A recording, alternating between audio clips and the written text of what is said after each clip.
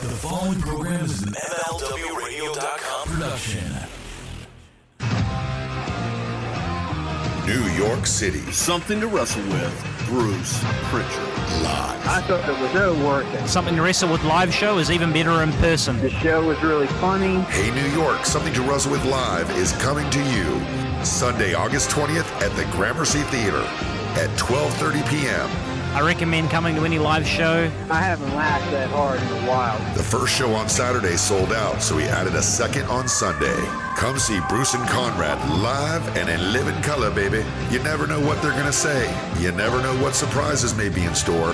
And they're going to talk about things that they can't talk about in the air. You're not going to want to miss this show. It was so great. It was a great experience. August 20th, 2017 at the Gramercy Theater in New York, New York. Something to wrestle with. Bruce Pritchard. Live. We had a really good time. Ooh, yeah. How can our listeners lower their monthly payments or consolidate their debt? SaveWithBruce.com makes saving money easy. I was hoping to talk to Bruce. When you save money with First Family Mortgage and Something to Wrestle with Bruce Pritchard, you deal directly with us. Ooh, yeah, well, you don't need perfect credit, Even with credit scores in the 500, SaveWithBruce.com makes saving money easy. We want to personally help you get started saving money, buying the home of your dreams, and help you get out of debt right here at SaveWithBruce.com. SaveWithBruce.com makes saving money easy. We make this fast, we make it easy. It's just a few clicks to get you started to saving money immediately. NMLS number 65084, equal housing lender. Mother.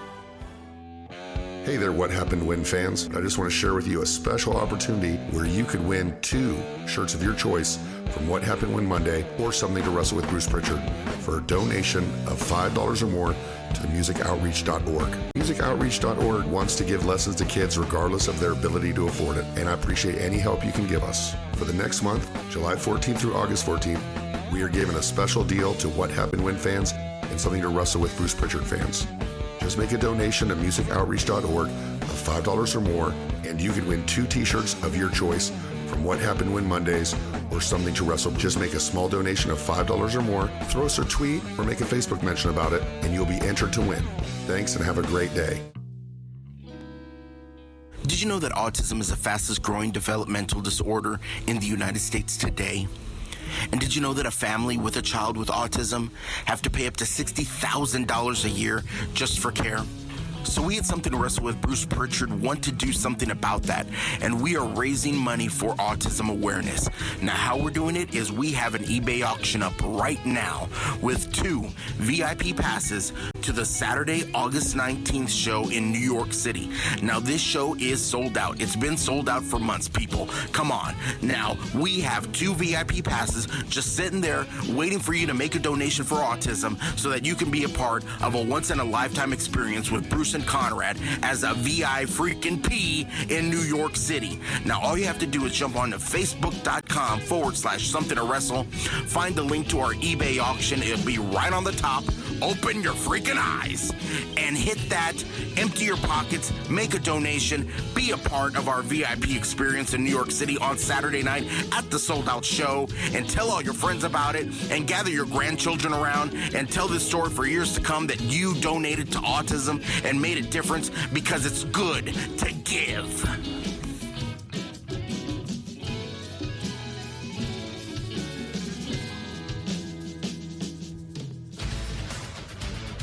Welcome to WHW Monday. Tony Schiavone and Conrad Thompson talking about the great years of World Championship Wrestling, the NWA, and Jim Crockett Promotions. And now, let's go to the ring. And here's your co-host. Hey, it's Conrad Thompson. Hey, it's Conrad Thompson, and you're listening to What Happened When Monday, right here on the MLW Radio Network. And the man of the hour, Mr. Tony Schiavone, is with us. Tony, we've got a special show lined up for today, do we not? We really do, Conrad. We're going to go back in time and take a look at a very famous Monday Nitro for a number of reasons. So I'm pretty excited about it. and excited to be able to talk to all our slapdicks, all of our fans, and I'll call them friends who follow this program. We're pretty excited about today. We really are, and we've invited you to join the conversation on Twitter. We're going to get some of your Twitter questions. You can go ahead and join us on Twitter at WHW Monday. He is at Tony Schiavone 24. I am at Hey It's Conrad, and we want to interact with you guys. So we asked you, hey, help us get some Facebook likes, and we're going to put this show up in time for the 20th anniversary. It's hard to believe that this match and this show happened 20 years ago, Tony. That even makes me feel old. I can't imagine how ancient you feel.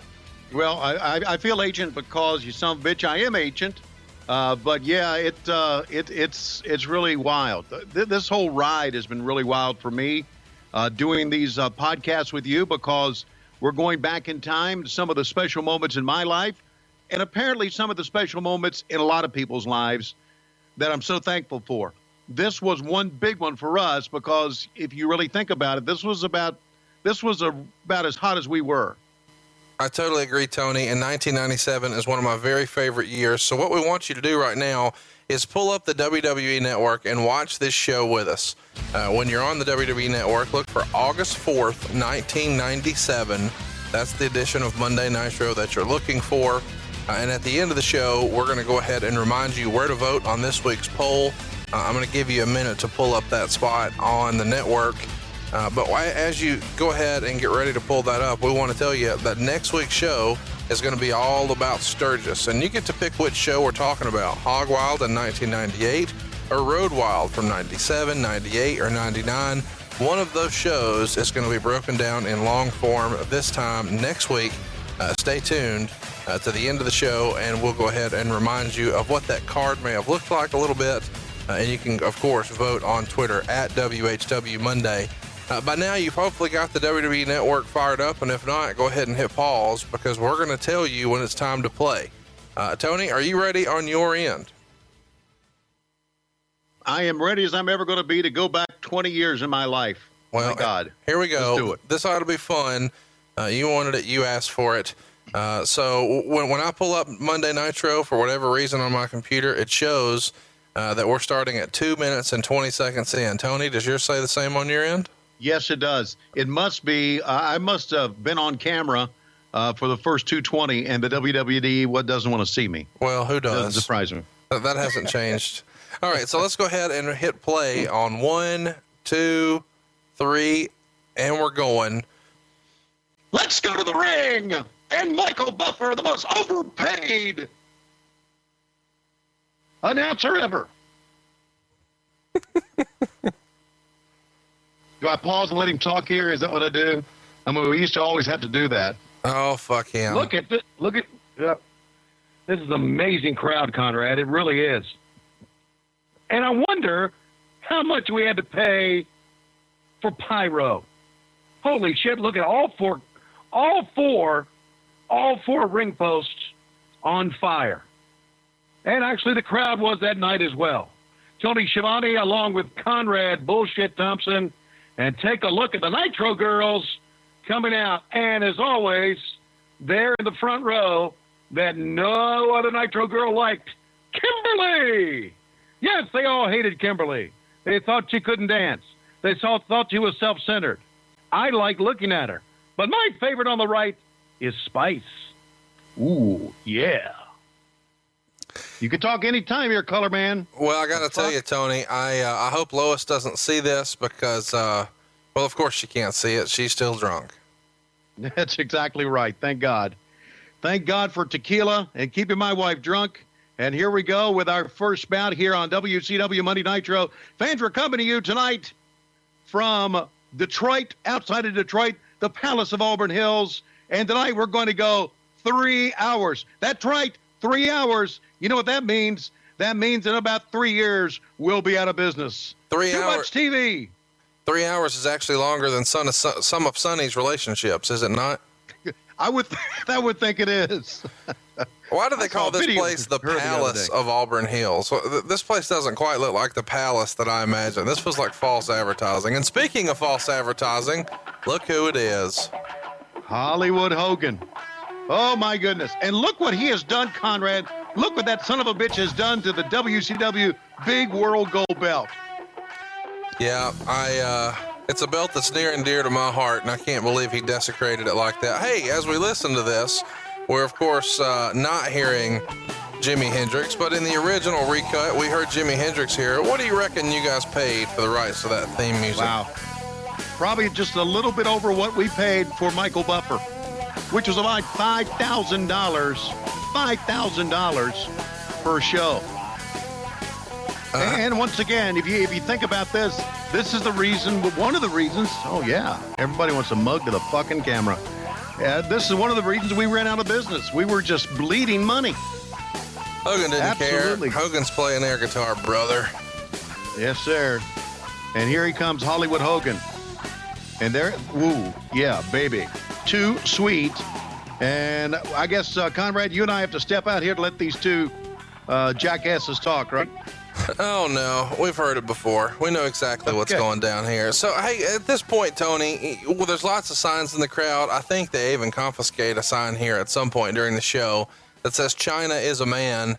Do you remember there being a one sign in particular that really stuck out to you? No. To me, I try to ignore most of these signs.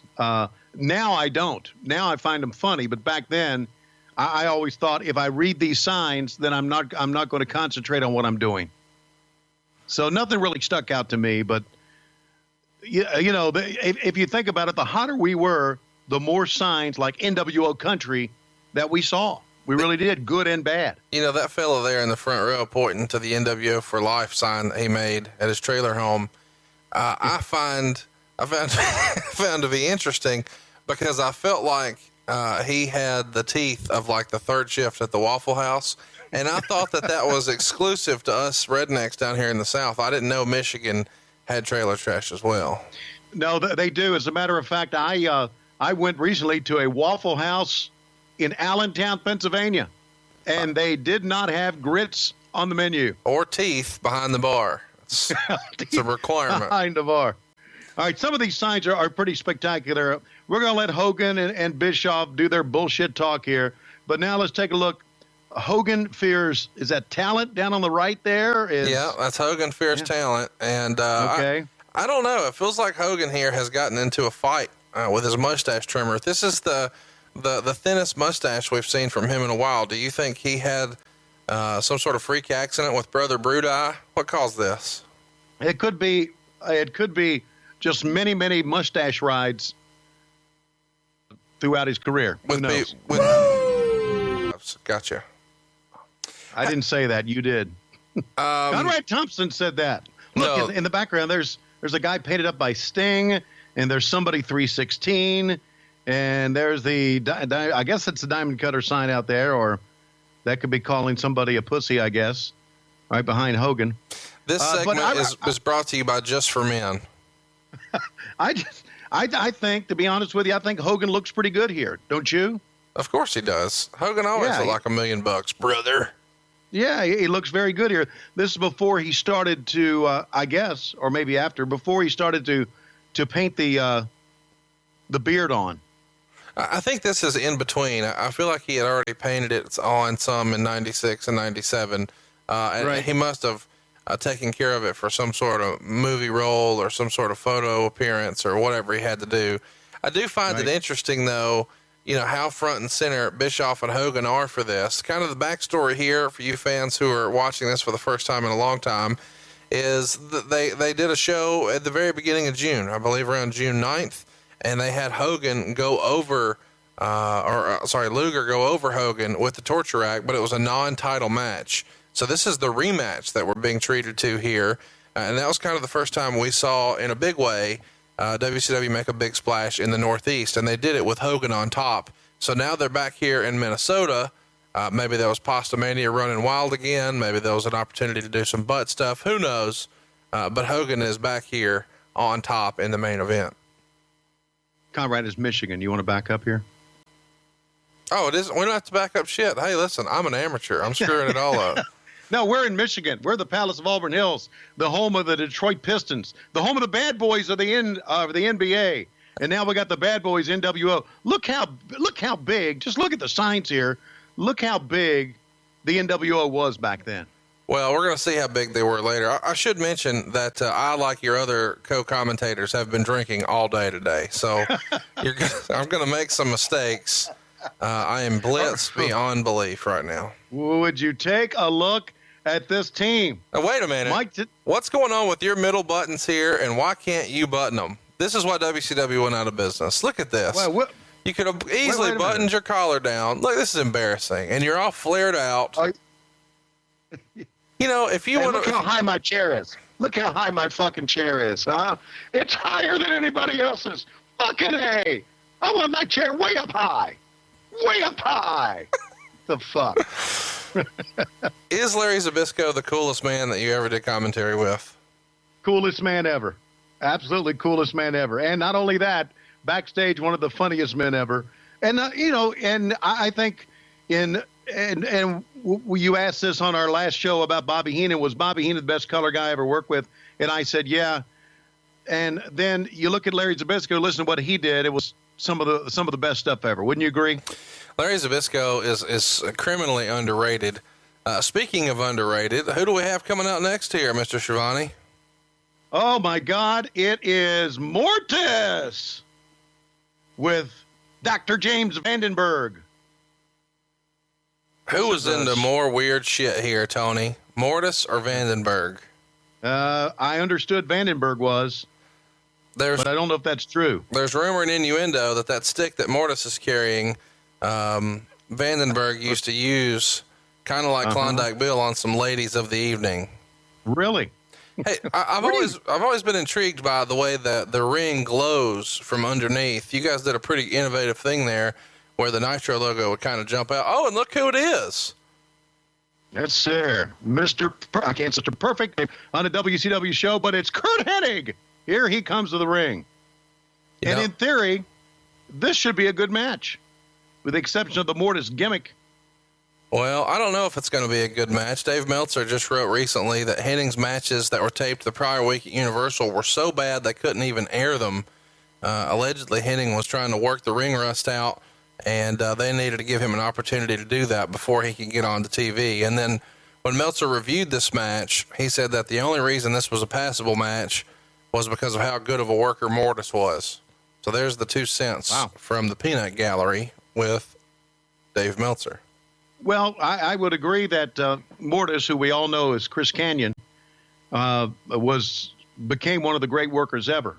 You know, this gimmick was, there's your basic collar elbow tie up. This match or this gimmick was basically because Eric Bischoff liked Mortal Kombat and liked the martial arts, and I guess this was supposed to be somebody they were going to feed to a Glacier, right?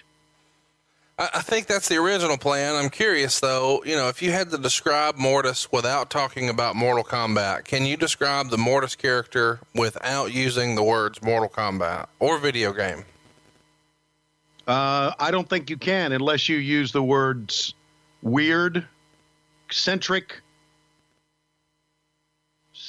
I don't know, skeleton motherfucker. I don't know how you would describe this, but as you can tell, they got a little bit of time they're going to put into this match because they go immediately to something that you don't see much of these days anymore, a standing side headlock. And a shoulder block takedown, and over the top. Here he goes. Oh, I'm getting into this now. Oh, what a drop kick. What a drop. That is the greatest drop kick I've ever seen in my life. It's the greatest drop kick in the history of the sport. I would agree. And now he turns his attention to the manager, and back to the corner, into the midsection goes Mortis. Ooh, and a hard right hand. It's one of the great things about Kanyon was he had such a great working punch. It was kind of like the best working punch I always thought was Scott Hall's, but I thought Kanyon was very close to that. High knee lift, and he could take a freaking bump, couldn't he? Wow. What a maneuver.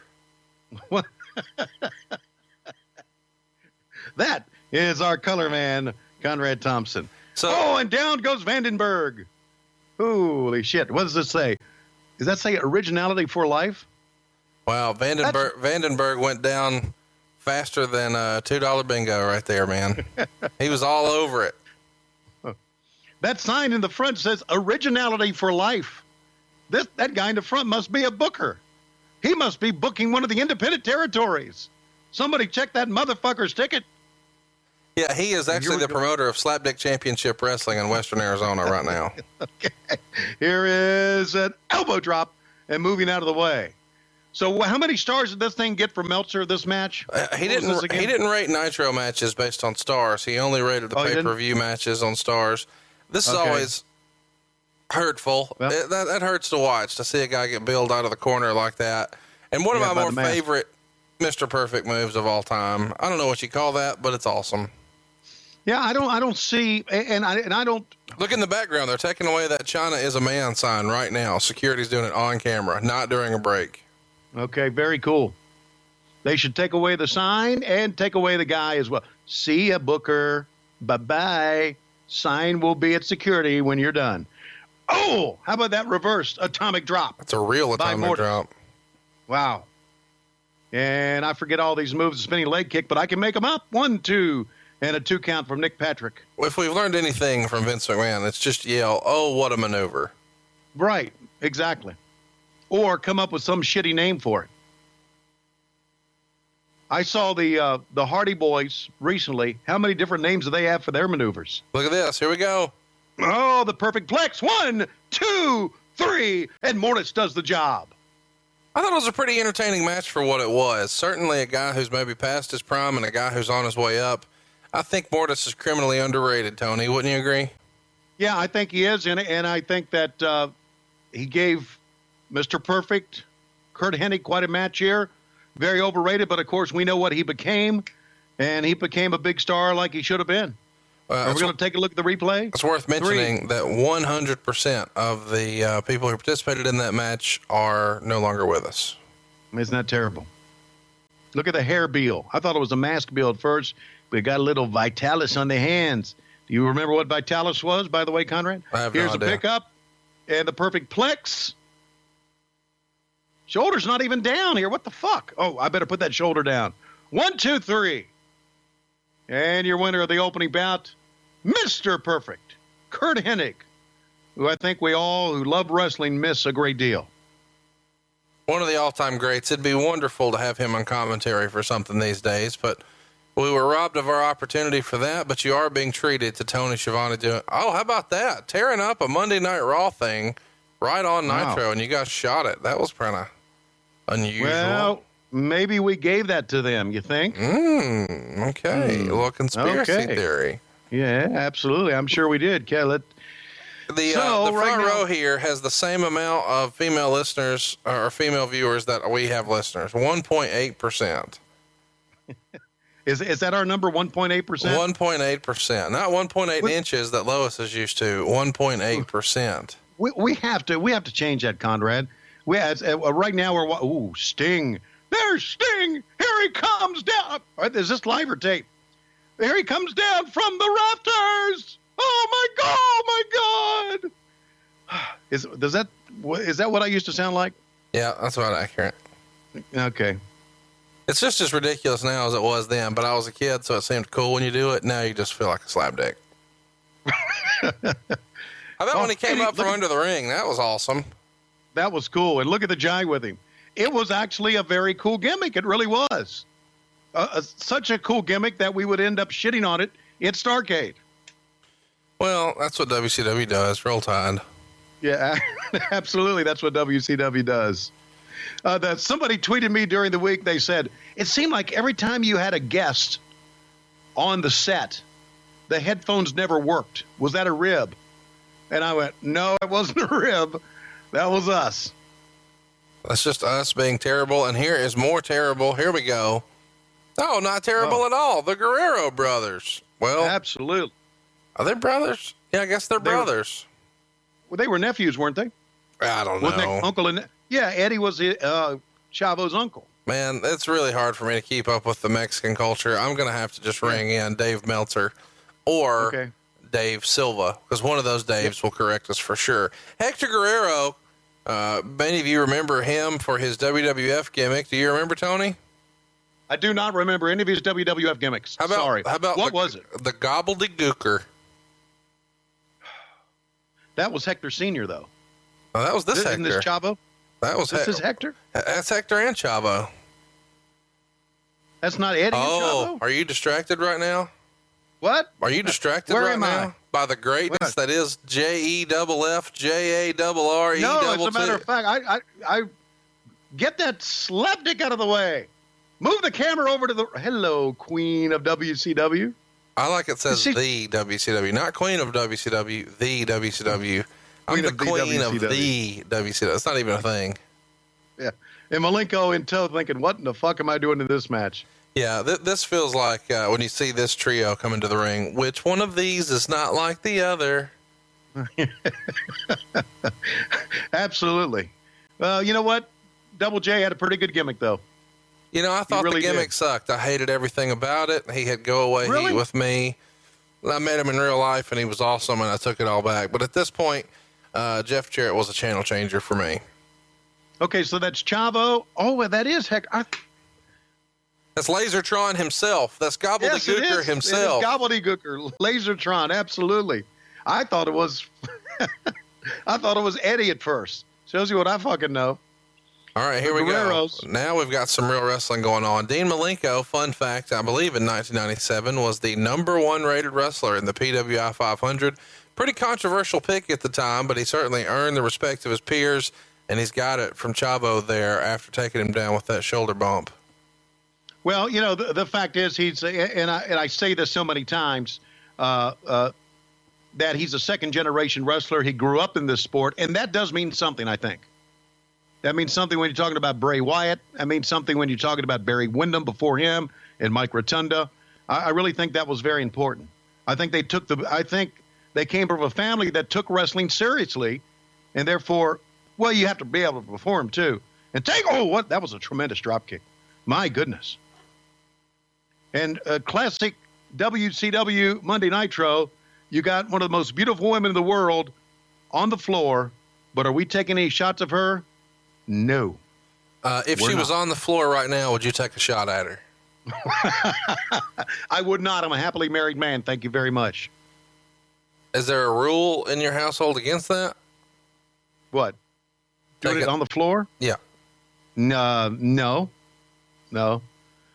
not at all. But we got so many dogs, you just don't want to get on the floor and have a bunch of dogs around you. Side headlock takeover. That's a new meaning of doggy style right there, Tony Schiavone. And a drop toe hold from Chavo Guerrero. Just an elbow. And, I don't think that's the type of hater. You didn't like this gimmick? I love the gimmick. No, I hated the gimmick. I hated the outfit. I want nothing to do with Jeff Jarrett right here. In marketing and trying to keep people different. Oh, great drop kick again. Jeff Jarrett's look was completely different than anybody else's. He had the long blonde hair, I know, which is not different than anybody else, but those tights were different. And I thought that was great to just, sounds like I'm angling for a job here.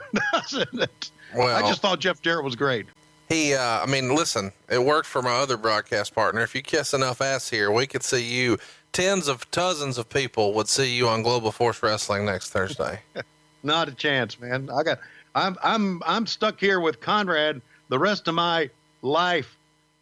I don't know about that. The Pope would be a much better color commentator for you. A tag is made, and here comes Jeff Jarrett back. Again, I've got to agree with that poll you were talking about. Everything Dean Malenko did looked real, didn't it? It does. It just absolutely looks real.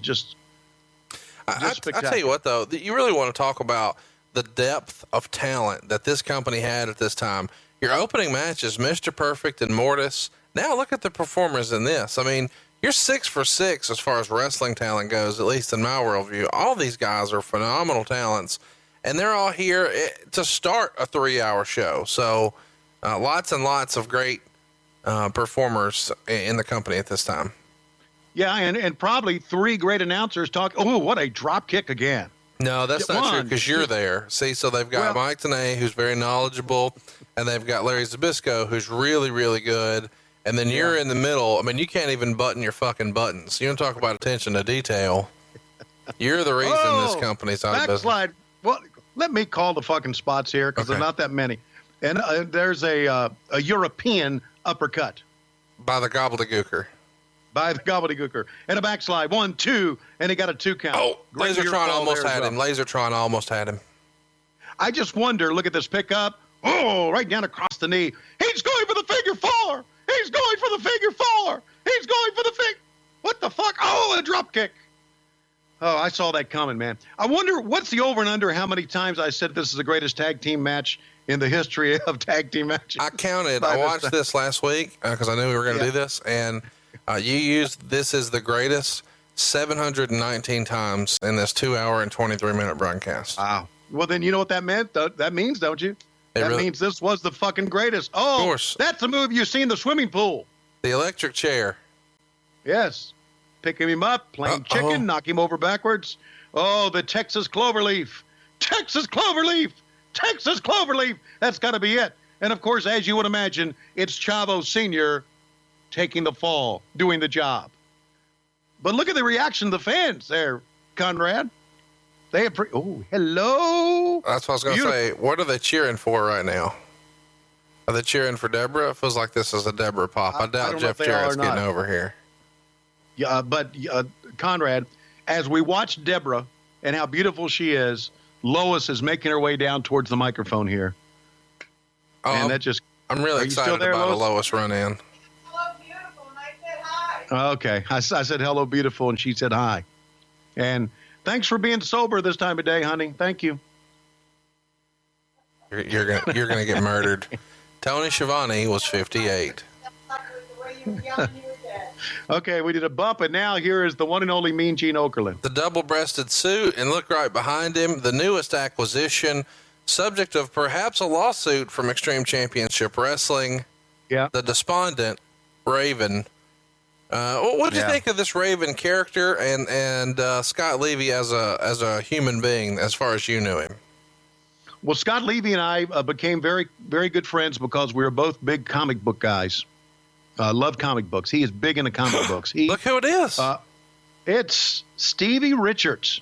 Dancing Stevie Richards. Yes. Stevie was another good performer. But Scott Levy and I became good friends. Scott turned me on to the greatest superhero ever in comic books. Do you know who that was? Superman. No, it was Swamp Thing.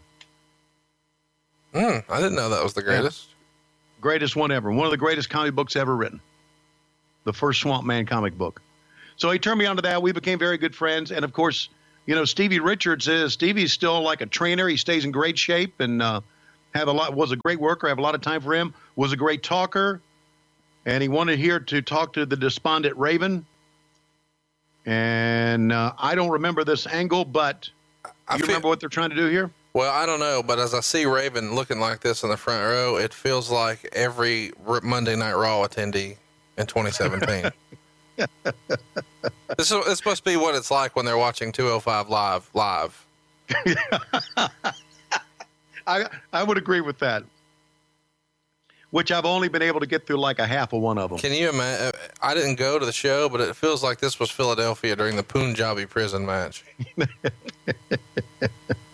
Oh, my goodness. Look over Raven's shoulder right there. Look at that hair and that beard combination. Michigan is bringing the noise. We got the ICP posters.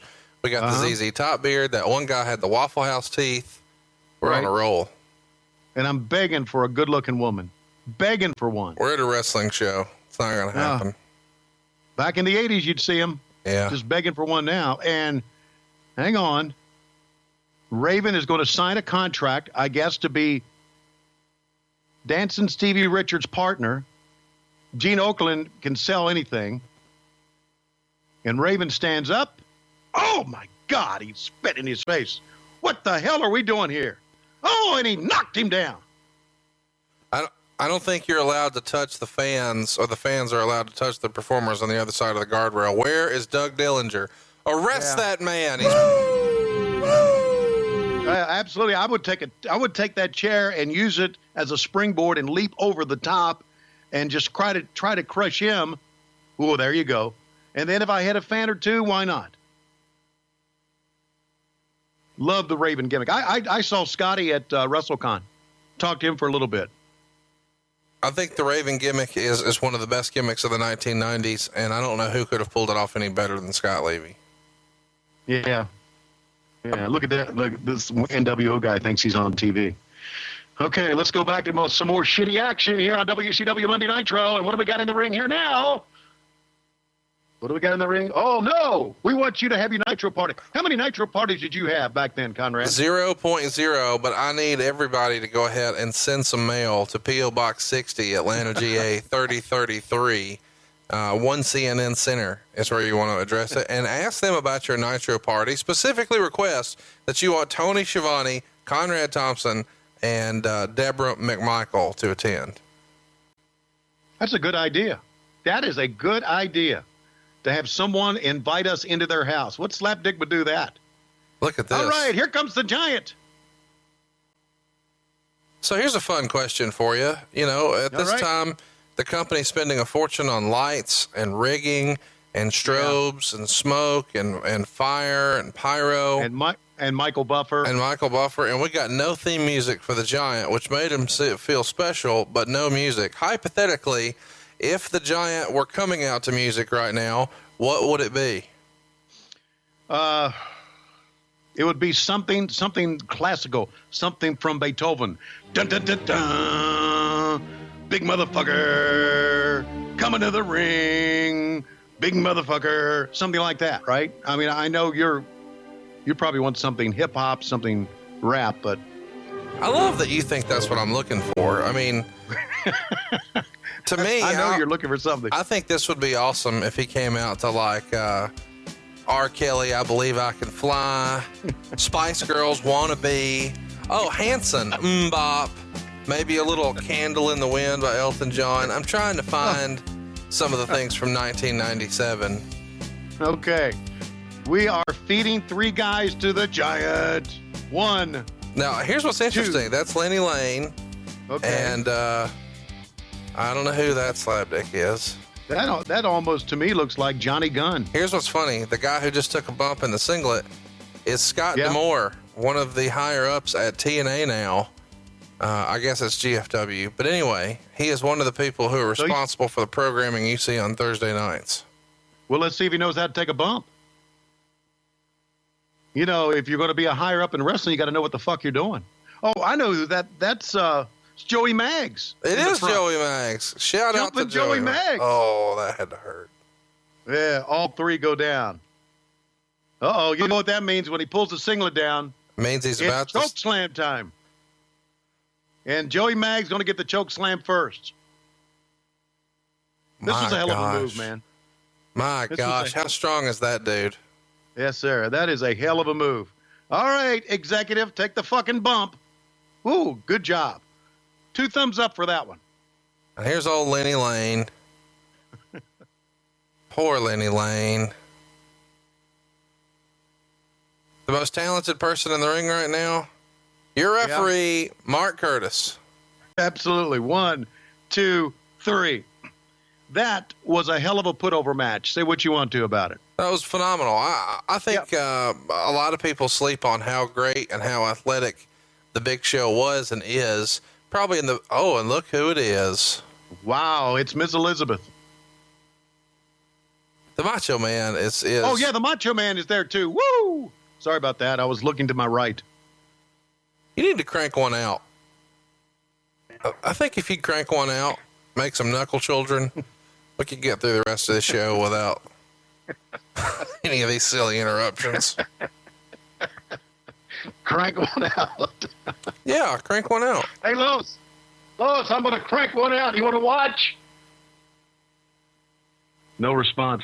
Okay. She's drinking again. Yeah, after this.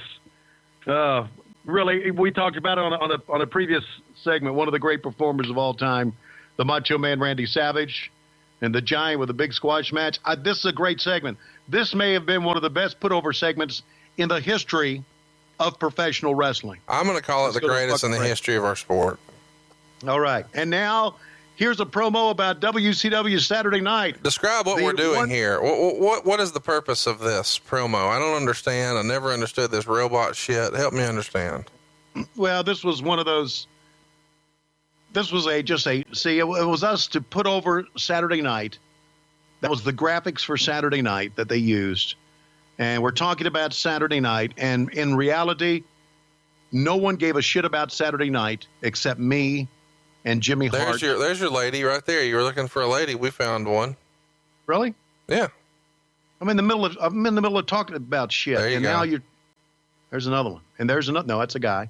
Macho Man comes out and you talk about Elizabeth. When you're over here putting over WCW Saturday Night, I cut it off to point out more ladies, and now you're mad. I can't win. Well, I'm in the midst of a diatribe here, and now we're doing a little put over Lex Luger, and there's where Hogan gave up in a non-title match. Hey, so his finisher here is the rack. Who had the best rack in WCW at this point? It was Deborah. Thank you. See, this is teeing him up right here. Okay, thank you very much. That was Roadblock he had up in his finisher, didn't he? That was the Macho Roadblock. Man. Yeah. And he had everybody up. You think this promo's gone a little bit too long here? I think it's gone 3 or 4 times as long. I don't know what all we need all this for, but they're trying to build him up a little bit. Yeah. He's over like Rover. We got it. He's a badass. Yeah, we got it. Yeah, he puts people in the torture rack. Absolutely. Got to say, though, big house. What was the house that night? Did Meltzer ever report on what the house was that night? Absolutely. They had a capacity crowd. They actually sold it out. All the tickets that were on sale, they actually sold out. 17,616 fans. It's the second largest in company history. It trailed the record that was set the month prior at the Fleet Center in Boston, also headlined with Hogan Luger. The live gate here was $240,519, just about $3,000 shy of the record from Boston. All the tickets that were planned to be sold were sold. They opened up some tickets the day of once they had all their shots, and they didn't sell all those out. So it wasn't a turn-away crowd, but it could have been. Maybe in hindsight, they gave away too many comps. They had 4,258 comps, so the paid attendance was only 13,356. Still, though, a phenomenal gate for WCW in any year. Yeah, and the fact is that we're talking about the Palace of Auburn Hills here. Oh, my goodness, Public Enemy. If you and I were a tag team, this is Bellies and Buttons 2017 right here. That's right. B&B on the front of our hockey jerseys, right? Except instead of saying, nah, we'd do slap, dig, slap, dig, slap, dig, slap, dig, slappity dig. Come on now. Yeah. Button on a fur coat. Button. Yeah, there you go. Button on a fur coat. Slavity dick. Go fuck yourself. Thanks for coming. Gonna fuck you out of your money. Da da da da. Buy a shirt. ProWrestlingTees.com /WHW. Tony will even call. Buy a fucking shirt.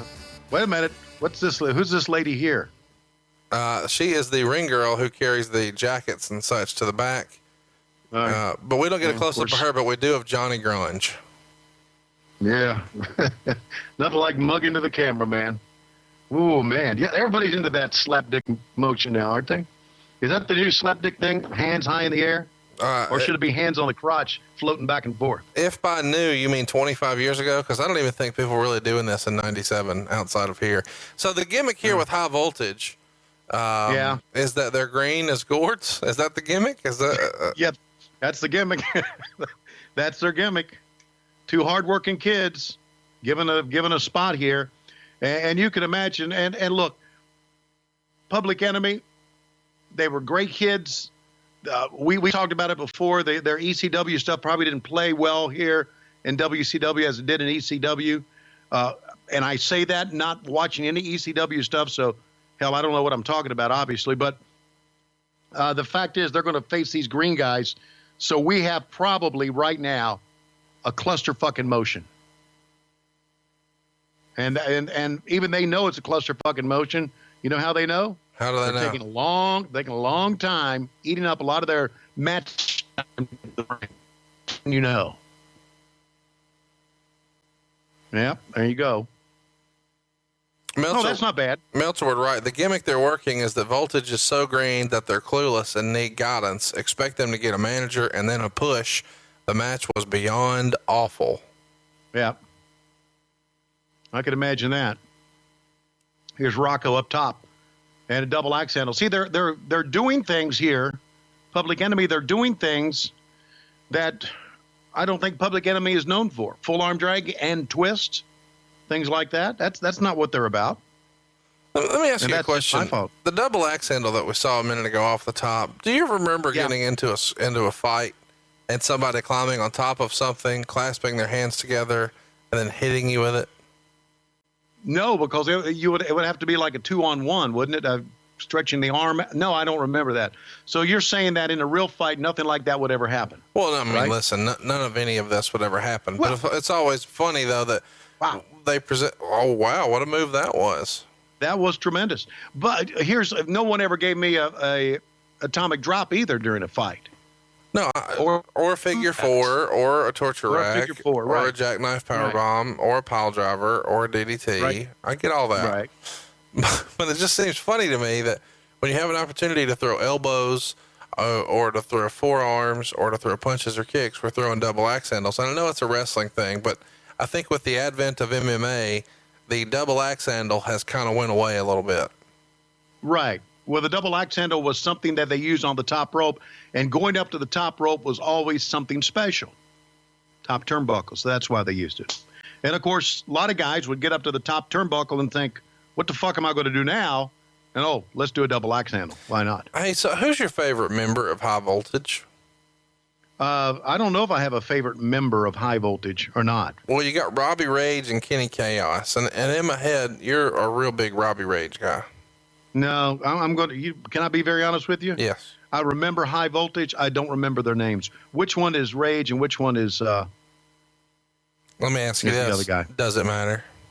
No, it doesn't. Oh, okay. Put it this way: the one that looks a little bit like the one that looks a little bit like a younger Rick Steiner, the one right here, is probably my favorite. Here's my question: did you recognize that the guy with Rage on his ass might be Rage, and the guy with Chaos on his ass might be Chaos? I did not. Thank you very much. Yep, you're all going to get old, motherfuckers. Don't laugh at me. Oh, a foot up into the jaw. And he sold it momentarily. He sold it and then flopped. You've got to go watch this match. This is outstanding. This might actually be my new favorite Public Enemy match because before today I had none. And this is maybe the only one I remember. Oh, is this going to be the finish? Please, merciful God. Please let this be the finish. There's going to be a table shot somewhere. It's got to be after, right? Table shots are illegal. Well, right. Oh, yeah, the fans are coming to their feet here. What are they going? They're going to put him on the table. See, I told you. Right in the middle of the match. And Nick Patrick with his hand on his dick up there just saying, might as well let it go. And Chaos. Oh, and Rocco Wright goes through the table all on his own. Oh, God bless him. Down to the floor. God bless him. Just in time, Chaos makes the save, rolls Johnny Grunge in. Now High Voltage is going to try to do a number on Johnny Grunge. Scoop slam. He's holding him. Nope. Backbreaker over the knee. You got to take over because I'm laughing. I can tell. Chaos. Oh, sets him up. Rage comes over the top with the springboard leg drop. They're pointing to the crumbled table. The crumbled table. Mm-hmm. Wow. We are in the midst of an epic clusterfuck here, guys. Thanks for being with us. This is, we're sorry that there's so much dead air here, but words don't really do this shit show justice. You got to, and he moved. High Voltage goes for the double team maneuver. Johnny Grunge moves. They hit each other. Grunge rolls him up. That goddamn schoolboy wins again. It was stealing victories in 1997, too. And now a broken piece of the table with the jagged metals coming in. Oh, these fuckers have no idea what they're doing. Let's hurt somebody. Who wants hepatitis? Yeah. Step right up. Step right up. Oh, my God. Oh, my God. Now they're hitting him with the corner of the table. stomping it on him. High Voltage takes the loss, but come ahead looking like the winners. Are we going to push them and then go to Sturgis? WCW was full of bad ideas in 1997. Absolutely. Wow. Here's one of the great parts of the show, though. The Nitro Girls. And there is Spice on the outside here, on the front left. Always love Spice. What's the black chick's name? My God. Hey, there's Barnett's favorite Nitro girl, Alex Wright himself. Oh, God. Did you know Jim Barnett was dead? I did. It means we can talk shit about him. Yeah, you're damn right we can. It's a Tony Schiavone line. Hey, so there's a term in wrestling when a guy's a good wrestler, he's a hell of a hand. Is Alex Wright a hell of a hand job? I don't know. Maybe Gene Okerlund's going to find out. No, just mean the Nitro Girls. He lost a lot. There's Che. There goes Che. And Fire. Kevin Nash is nearby. Yeah, boy. So you've heard that rumor too, huh? It's false. It's not true. Yeah, of course it's not. It's never true in wrestling. Brother. It's a work, brother. So Mean Gene Okerlund, one of the great stick men, talking to Alex Wright, who was also Jim Barnett's personal favorite stick man. Yeah. I guess he's more of a shaft man. I guess this is a stick man and a shaft man. Yeah, you can use those terms if you like. I'm sure Jim Barnett didn't mind either one of them, to be honest with you. Was Alex our television champion back then? It looks like he's the cruiserweight champion. Oh, the cruiserweight champion. Okay. You have that cruiserweight belt at your house? No, I do not. I do not have a cruiserweight championship belt, but I know who does, and I know that you can get one from leatherbydan.com. Hey, Alex Wright here, sporting a leather jacket. That'll be $500, Dan. How nice is this leather jacket gimmick? It feels like a staple of 80s professional wrestling. If you don't have a gimmick, just put on a fucking leather jacket, and now you're over. Listen, I know what you're getting at. Okay. I know what you're getting at, motherfucker, because I ended up wearing a leather jacket down the road. I got it. Let's shit on Tony Day. Well, I was shitting on Alex right here. Okay. And is he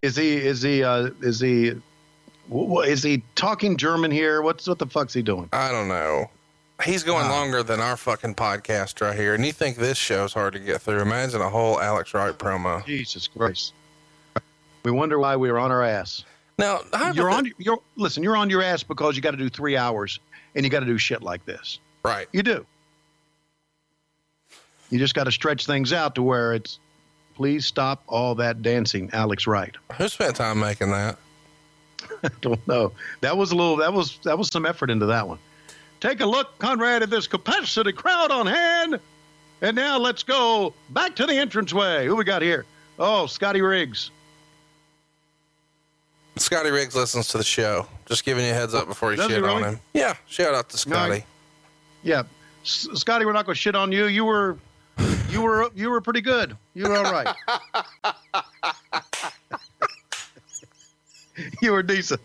I love you. You're just like, well, fuck this. I'm steering clear of that one then.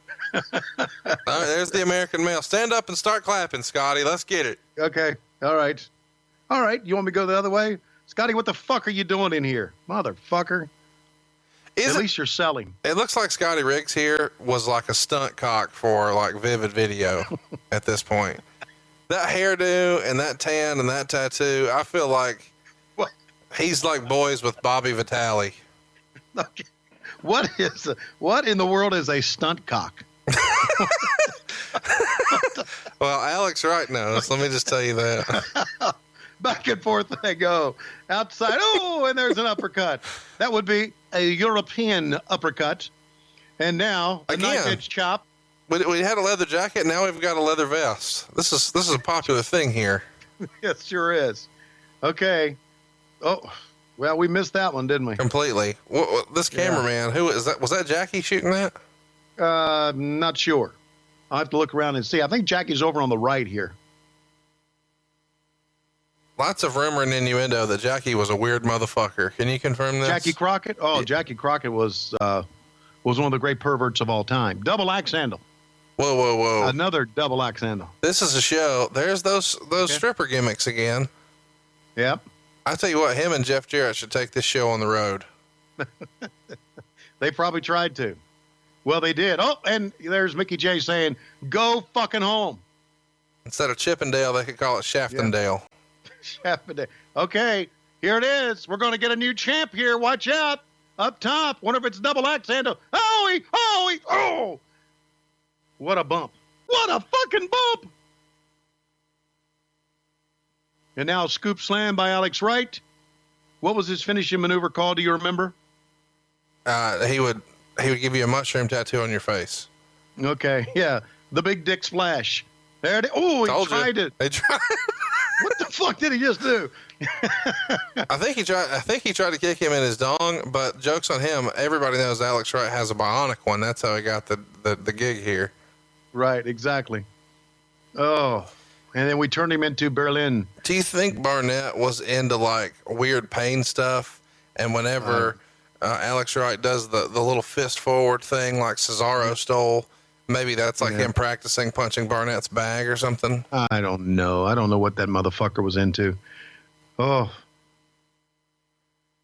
And there's a reverse atomic drop. Oh, great spin leg, top of the side of the head, motherfucking kick. Enziguri is another word for it. It's okay. Thank you. As you can tell, I'm as much on my game here today as I was 20 years ago. And a drop kick again. Just talk about Hulk Hogan and the damn NWO. 1, 2, and that's what basically what I've been talking about. Hey fans, don't forget later tonight in the main event, Hulk Hogan is going to wrestle for the 913th time on this very special 3-hour-long edition of Monday Night Nitro. Don't you dare change the channels. Hey, do you up top? Do you remember when we were going to give away $1 million? I remember when WWF did. I don't remember when you did.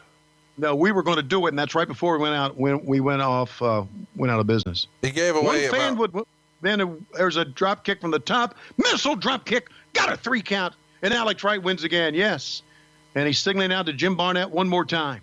That was the pop shot. Scotty Riggs is on to the next set. Wow. And you're looking live. Bug in the upper right-hand corner. And we'll go to a fucking break. Boy, I don't... You know, I guess back in the chair back then, Conrad, I'm thinking all this was exciting. And I know that you're armchair quarterback in here 20 years later, but this is some terrible shit here, man. How much do you think that pyro cost? Oh, God. $25,000, I bet. You know, there's lots of controversy. The WWE just cut pyro out of the budget or a considerable amount of it, and they're trying to reserve it a little more as a cost-cutting measure.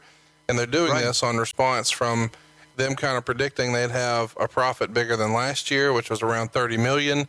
This year, they're only $5 or $6 million in that direction. So they've got a lot of ground to gain. And they think one of the ways to do that is to get rid of the fireworks. I agree. To me, fireworks are overdone.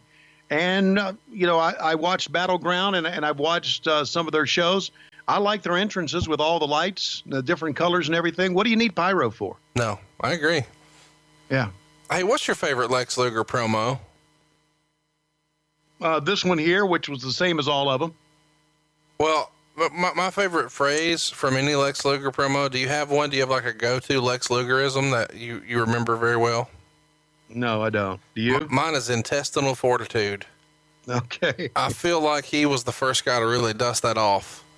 Right. Intestinal fortitude. I always like when he would take his hand. Now I know he's rubbing his wrist now. I like when he would take his hand and try to make a statement and point out his hand to the screen with his thumb kind of up and out and make a point. Let's see if he does that. Now he's pointing.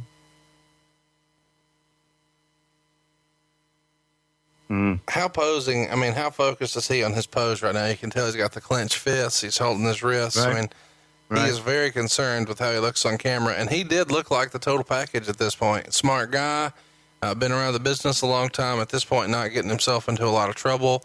And he looks like $1 million. Yes, he does. Why do you think in hindsight it was the right decision to have Luger be the guy to go over Hulk Hogan here? Well, we're in the midst of WCW against NWO, right? Trying to take over and all that stuff. And who else would it have been if we're taking Sting and putting him up in the rafters and not knowing exactly what Sting can do?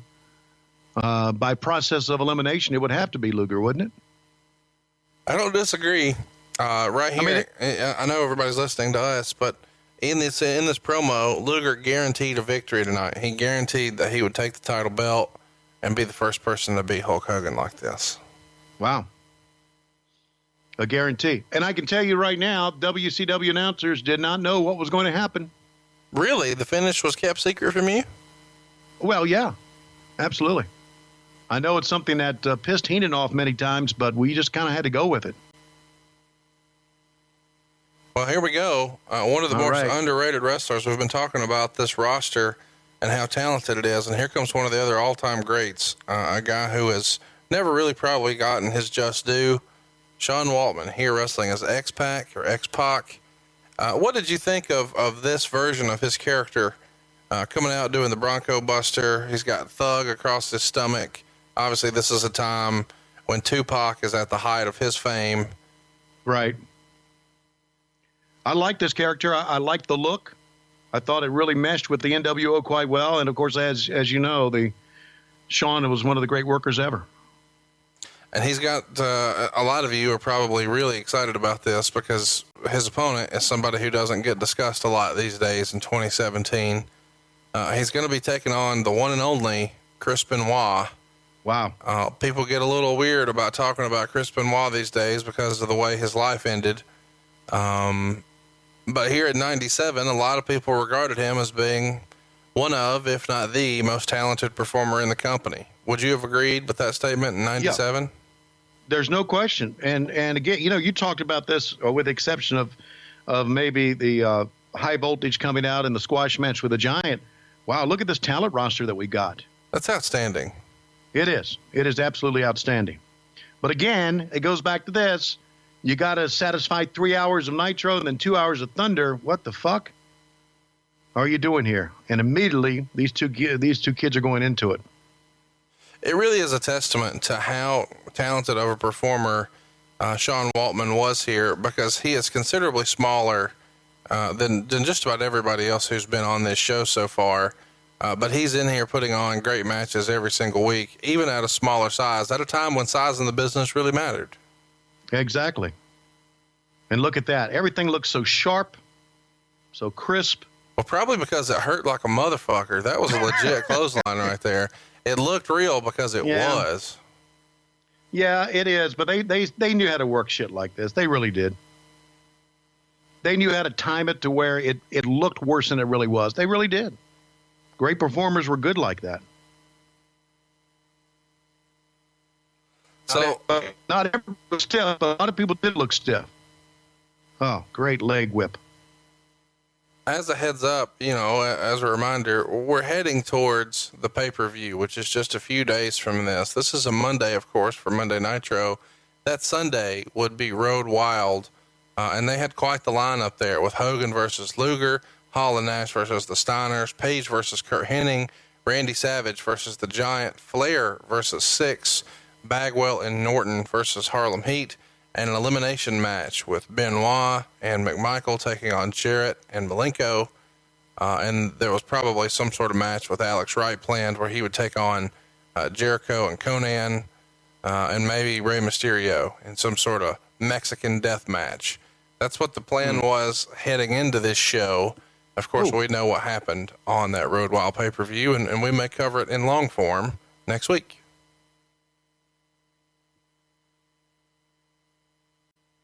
Well, the kids got him up, and was that a version of a Bronco Buster there that we saw from inverted position? Am I making shit up as I go here?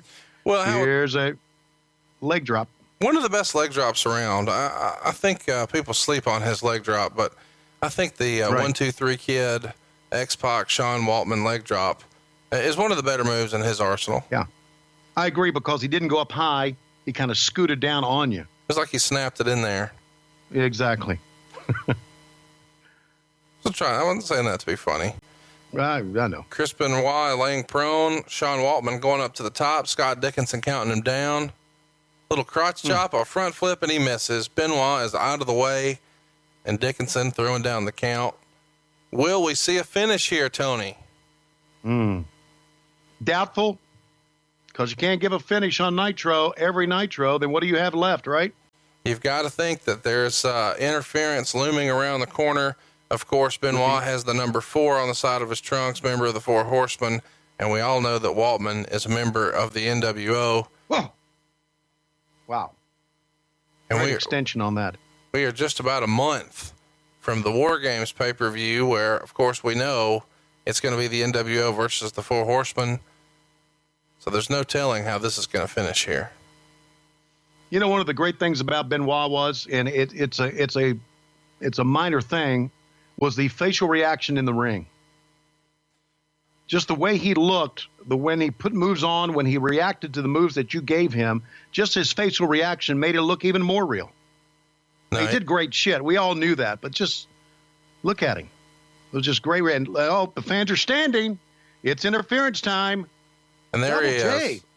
Double J is out here. Oh, and X-Pac nearly got impaled on the ring post here as Jarrett is really putting the boots to Chris Benoit now. And there's been lots of discussion. Is Jarrett a horseman? Is he not a horseman? Mongo's in. What's going to happen here? I don't know, but I'd love to hear Matt Kuhn call this one. Oh, and there's a clothesline. I'm pretty sure Jeff Jarrett took a bump there before Mongo could actually throw the punch. Here comes Dean Malenko. What the fuck is going on here? The Four Horsemen are pulling apart at the seams here. Dean Malenko is attacking Chris Benoit. Jarrett and Mongo are getting after it. There is some internal strife amongst the Four Horsemen right now. Oh, picked up by Mongo. I don't know what you would call that move, but I know it wasn't very good. No, it was not. It was like if a sidewalk slam and a rock bottom decided to stop caring completely. They clear the ring. Mongo and Benoit are the last two standing, and there's lots of rumor and innuendo around this time that Kurt Hennig is going to wind up as a horseman. They were advertising house shows prior to this with Flair versus Hennig as the main events after the Clash of the Champions, but that's been changed by this point. So there was some debate as to where that would leave Malenko, and there was already a rumor that at some point Arn Anderson would step into the J.J. Dillon role as the horseman spokesman. And I found it interesting in my research here, Tony, that Medusa was discussed as being a kind of fringe member of the Four Horsemen. Do you remember that? I do not remember that at all. Well, it didn't happen. I just didn't know if it was discussed. Yeah. Wow, that was somebody freestyle. Oh, boy. Oh, my goodness. The fans are on their feet for this one, aren't they? Up next, we've got Vincent. Of course, most wrestling fans remember him from his days in the WWF, where he was with the $1 Million Man, Ted DiBiase, and his name there, of course, was Virgil. But here, he's Vincent. How did he get the name Vincent? Well, how do you think he got the name Vincent? The booking committee gave it to him as a rib towards Vince McMahon, as they thought the name Virgil was a rib towards Dusty Rhodes back in the day.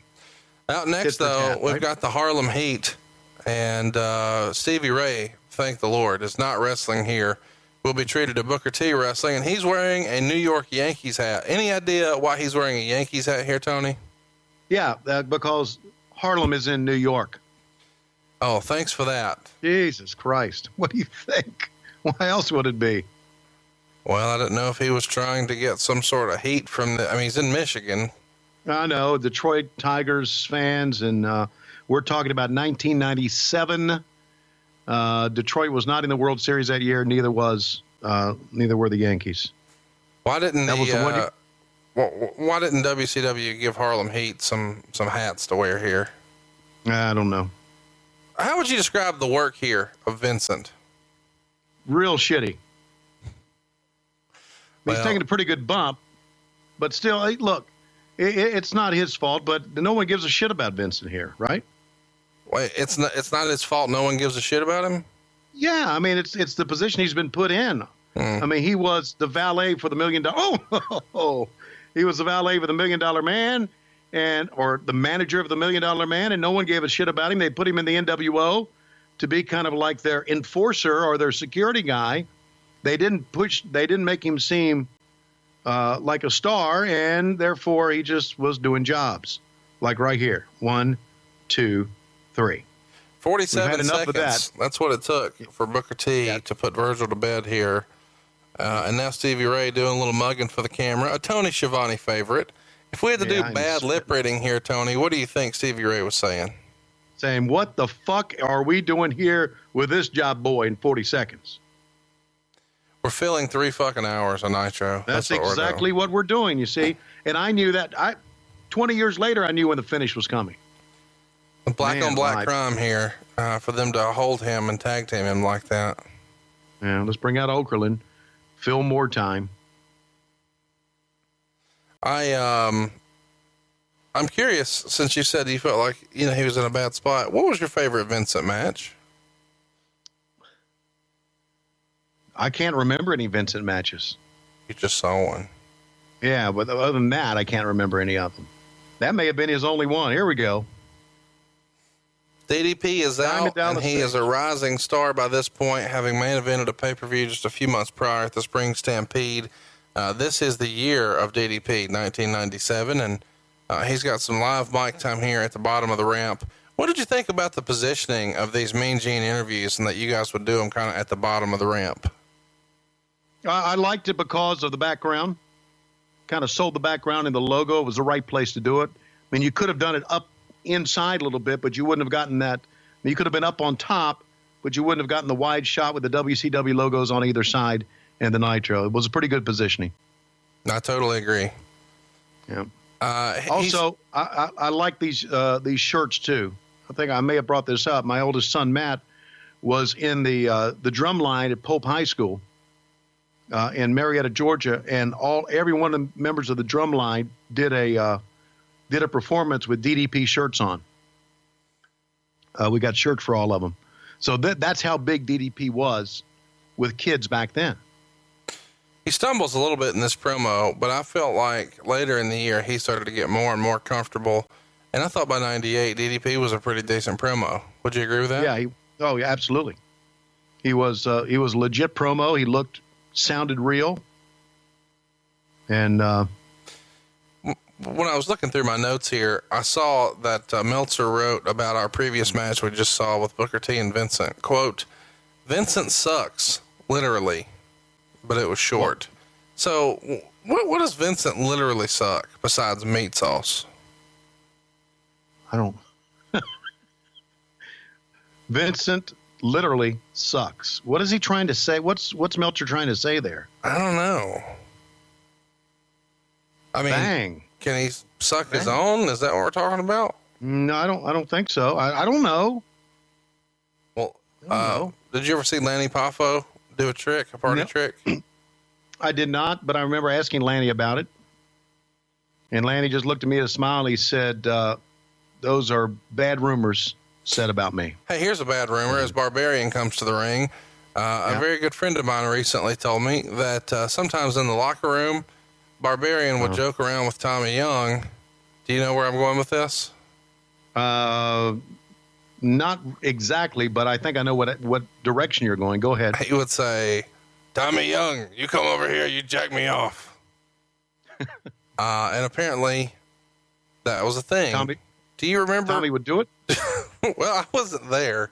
This is all rumor and innuendo. I'm asking, do you remember Tommy Young passing out hand relief? No, I do not. What I remember about Tommy Young was Tommy did admit that he was gay, and I remember him telling Heenan one time, he said, I am gay, but I'm non-practicing. Yeah, I've heard that.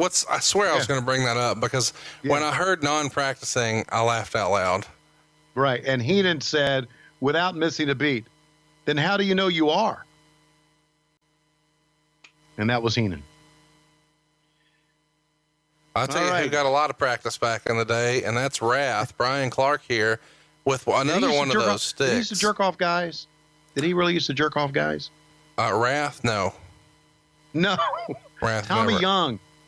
Well, I don't know. I was asking you. I just know that Barbarian would say, hey, Tommy Young, You come over here and jack me off.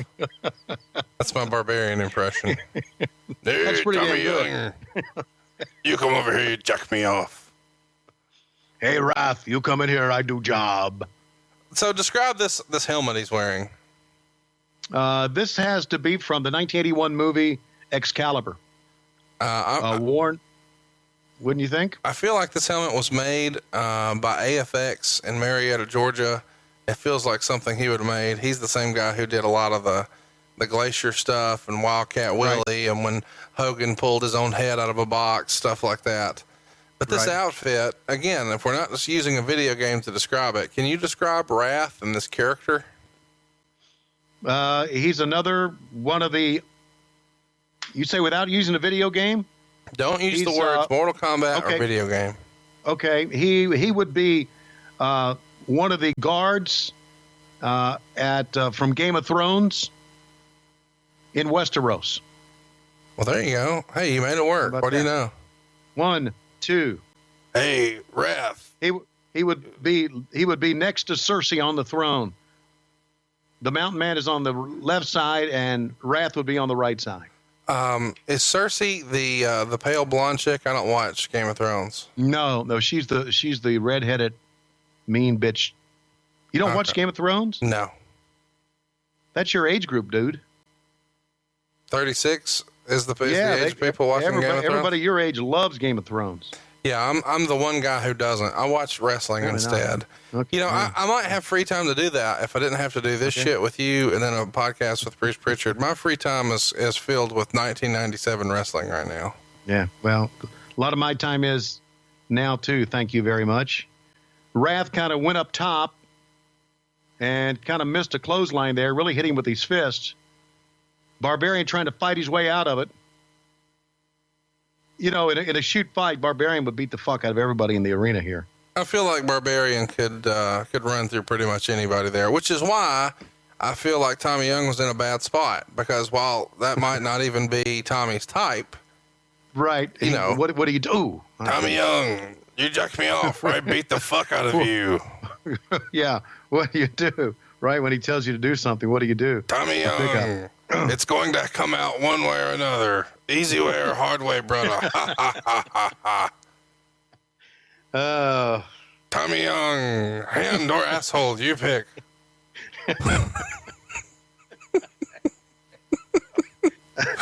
And a thumb up the bum to boot. Tommy Young. I can't believe it. Stop it. We are sulling the name up of maybe the greatest referee ever. No, we're not. We didn't say he did any of it. We said another wrestler asked him to. We didn't say he did. Okay. All right, pick up. Oh, big power slam. And by the way, I'm not saying Barbarian really said that. I've met him before. He's a very nice man. And he didn't ask me to, but maybe I'm not his type. I don't know. Conrad Thompson.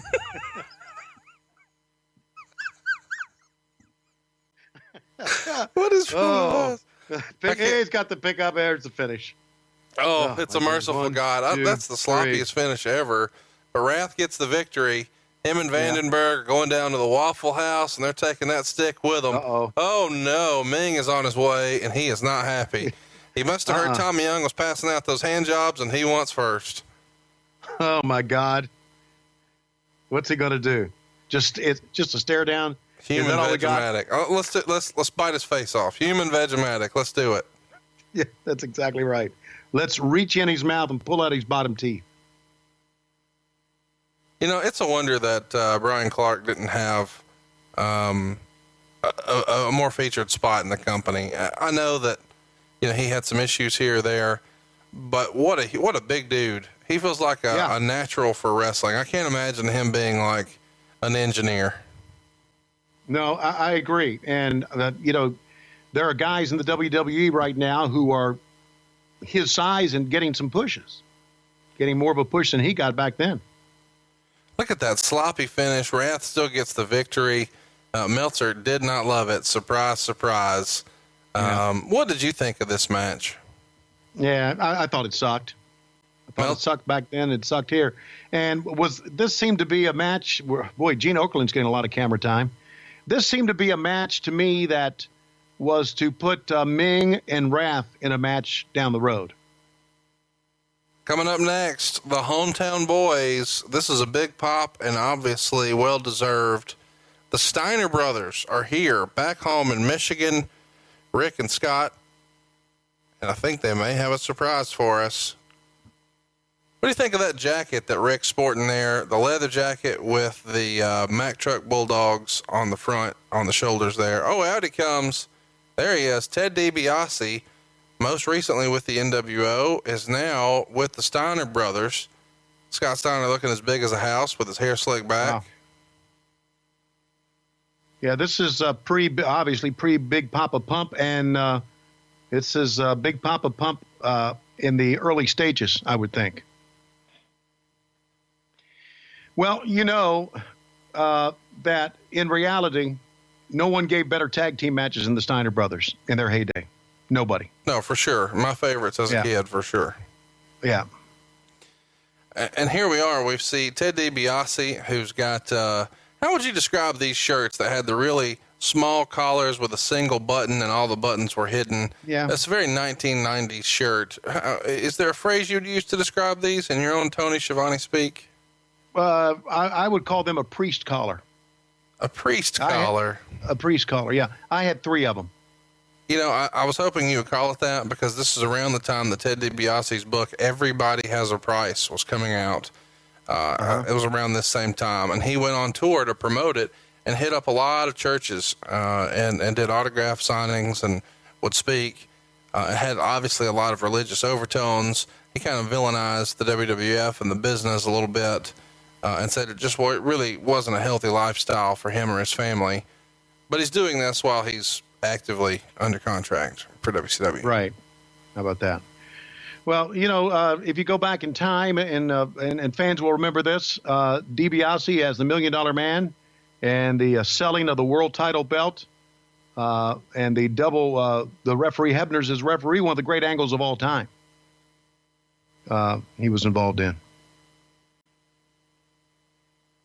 That led, of course, to big business for Vince McMahon. Absolutely. DiBiase was put in here, I think, for probably a couple of reasons. Number one, he could talk, and the Steiners weren't the greatest talkers in the world. Robbie liked to bark, and Scotty, you know, did talk but didn't like to. I mean, he was much better as Big Papa Pump as a talker than he was Scott Steiner as a talker. And, of course, here we are in Michigan. We'll put them in the center of the ring, and they're challenging apparently somebody to a match here tonight. Well, specifically, they're talking about how, you know, the NWO has those tag team titles, and Ted DiBiase knows all about the NWO, and he knows more about Hall and Nash than they know about themselves. So out come Hall and Nash sporting their blue jeans with their tucked-in NWO tank tops. What'd you think of these guys as a tag team here? They come over as really big individual stars from the WWF, and they were a tag team for a lot longer than I think a lot of people imagined they might be. Kevin Nash with his hands in his pocket there is a lot of a huge contingent of wrestling fans online who really get a kick out of Kevin Nash's obsession with putting his hands in his pocket. Really? Yeah. I can't believe there's such a subculture for that, but there is. I've even seen a thread over at the Wrestling Observer message board where it's feels like 100 pages of pictures of Kevin Nash with his hand in his pocket. What were they thinking he's playing? Like pocket pool or something, or diddling with himself or something? No, Klondike Bill. I think people are just observing that whenever he's on camera, it's like something he does to rest his nerves or calm his nerves or just force a habit or whatever. But it is kind of funny that he's out here being a badass and he's got his hand in his pocket. Well, he always, it was a sign of being cool, right? Being relaxed.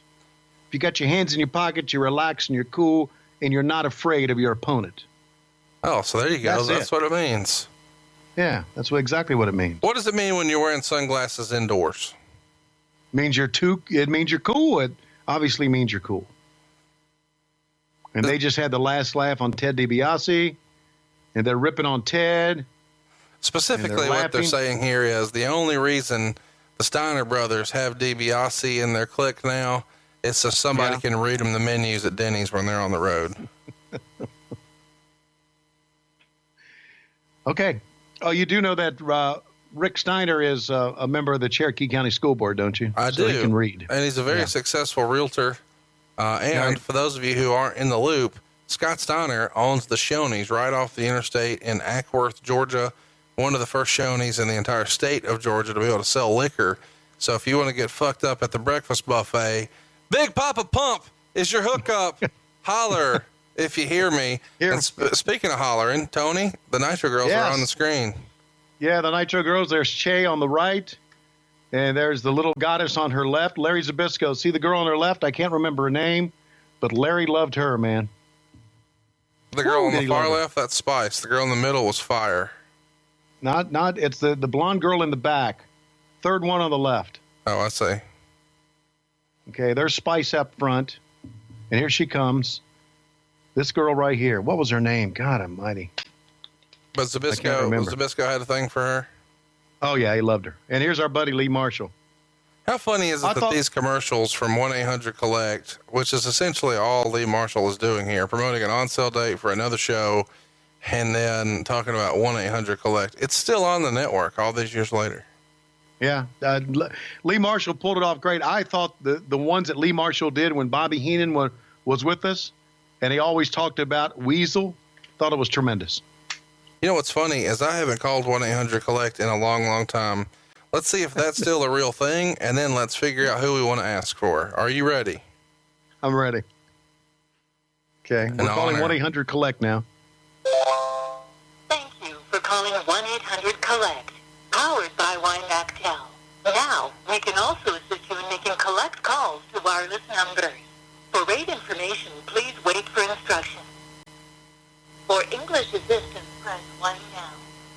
Para recibir, please enter the area code and number you are calling, followed by the pound sign.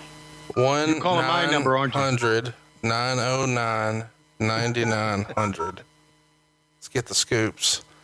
So there you go. 1-800-COLLECT is still a thing. And the person who's really collecting here is Sonny Ono. He's on his way to the ring, taking pictures like a Japanese tourist should, right before he cashed in his racial discrimination lawsuit. It's kind of crazy, isn't it? So Psychosis here, one of my favorites as a kid. I love that he had the horns on his mask. I thought he was an entertaining wrestler. Very, very underrated. Enjoyed his matches with Rey Mysterio and ECW. Was the hair part of the mask? And did you recognize him without the mask?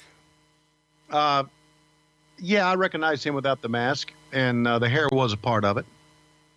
Odele Vato, Conan, one of our fellow podcasters over at Keeping It 100, on his way to the ring now. Of these two luchadors, one has a mask, one doesn't. So is it fair to say that you enjoy Conan more than Psychosis?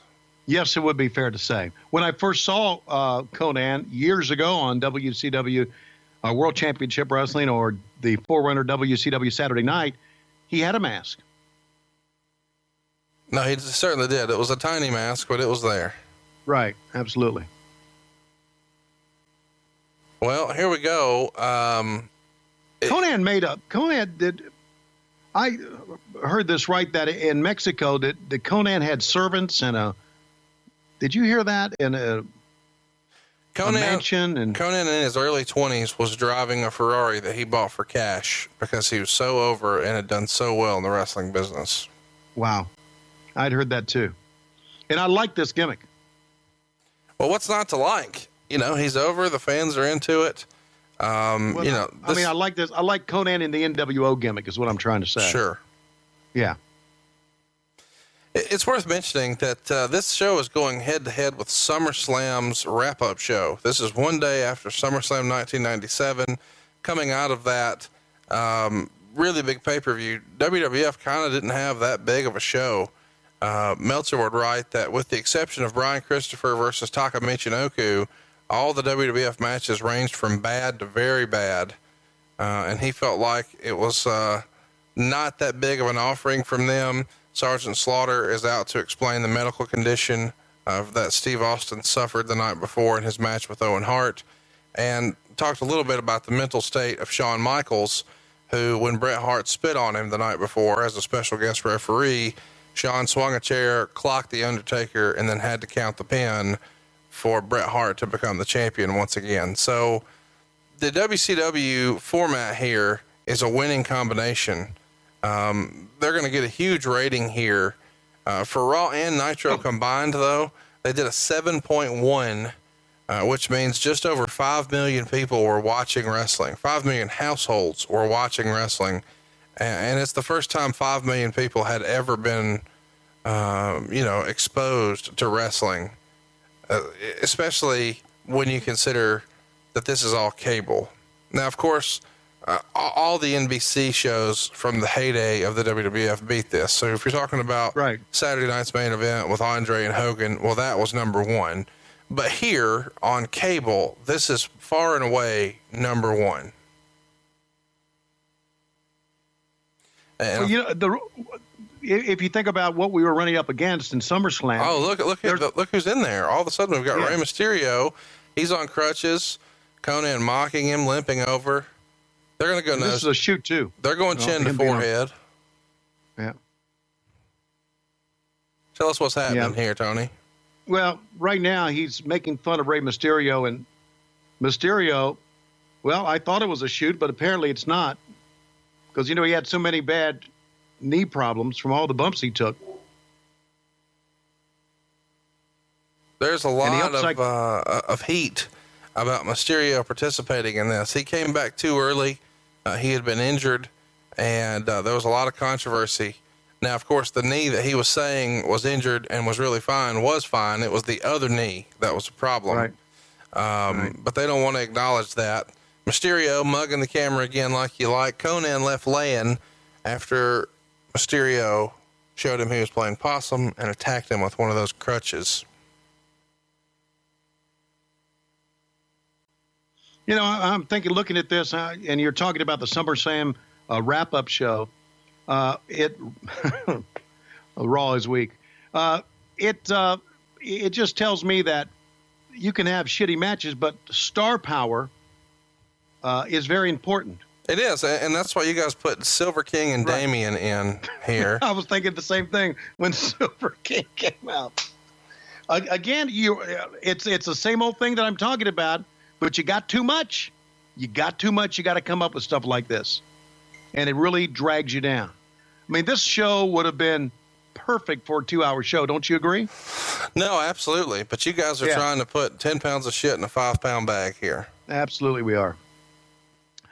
Blood runs cold. There was some rumors here. This is just ridiculous when you see this Glacier and Ernest Miller entrance with all the fake snow and them doing karate poses. And Bobby Heenan is trying to put it over, God bless his heart, when he says, there's a lot of people talking about this tag team. But I don't think it was complimentary what they were saying. Yeah. There's rumor and innuendo out there that Ray Lloyd here, the man who plays Glacier, is actually like a second grade school teacher. Is that right? He was, I had heard middle school gym teacher. Yeah. In middle school. Ernest the Cat Miller does not actually own a bunch of car dealerships like we saw in the movie The Wrestler, right?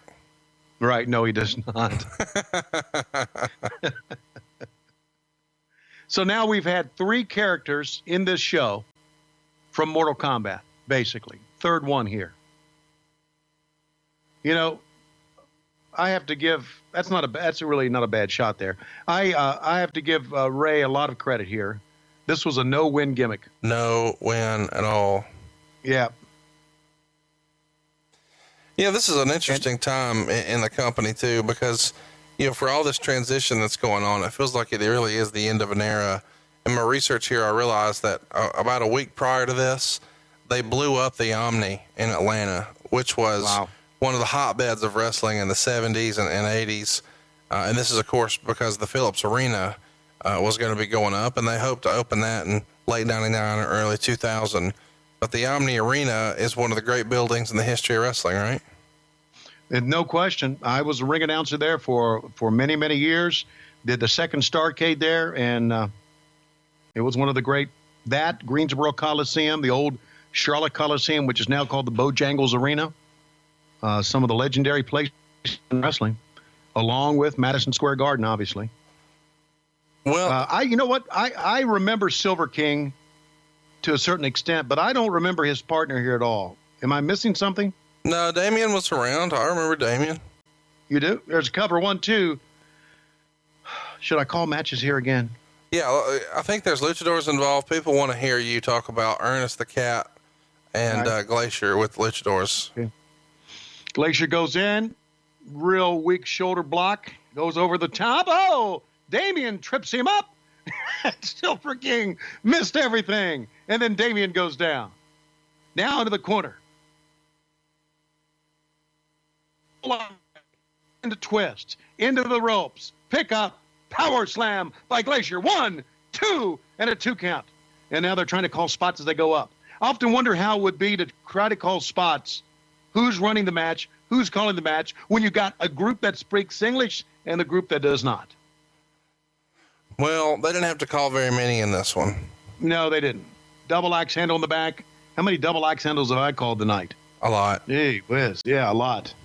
Double team. Silver King, Damien sending Ernest in. Whoa, boy. Fucked up that spot, didn't they? Up top they go. And another shitty luchador spot. Jesus Christ. People like this stuff too, don't they? And this is what you're seeing a lot of nowadays. It's what the fuck was that? Ernest with a couple of spin kicks. This is a bad karate movie. Boy, is it ever. That double team move, and then he goes into an arm bar. Why not? Yeah, I mean, we just did 19 spin kicks and, you know, a double gainer, flying table, jab me in the ass, finisher, and now spinning arm bar. And then, Silver King with a 360 split spin, whatever the fuck. And now they're going to double team in here. What you're watching here is just inexperienced guys being put on the big stage. That's all. You know, what's funny is the two guys who have the most experience are Damien and Silver King. Sure they are. Sure they are. But they're not the ones going over here. No, why would they? Right. Rumor and innuendo is that the Cat was really here because he taught Eric Bischoff's son karate. Can you confirm that? That's what I had heard too. Did you see the drop kick that Ernest sold right there? Yeah, I sure did. It missed my 8 feet. It, didn't he? Missed my 8 feet. Ernest still sold it. Right. But not for long. He's up top, quick as a cat. Wow. Span around for nothing, kick Damien in the face. There's your finish. Our God is a merciful God, and this one is over. And everybody is shitting on Glacier for many reasons. Number one, he's wearing Detroit Lions colors. Okay. Let's talk about the lawsuit for Raven. This was a big topic at the time. All right. ECW had claimed that they had Raven and Stevie Richards under contract. There was some debate as to whether or not they could even use Raven.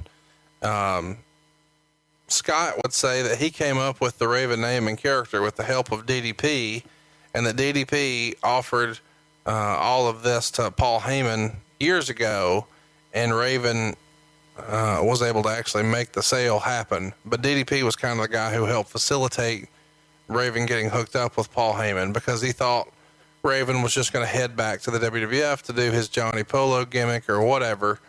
And then eventually they do a contract, and in the contract, Raven is promised that he has the rights to the name and character, and ECW does not, but he does acknowledge that he has a contract. So when WCW hears this, they have Nick Lambrose go ahead and ask Paul Heyman to send a copy of the contract, because they say they're going to use him at the July pay-per-view.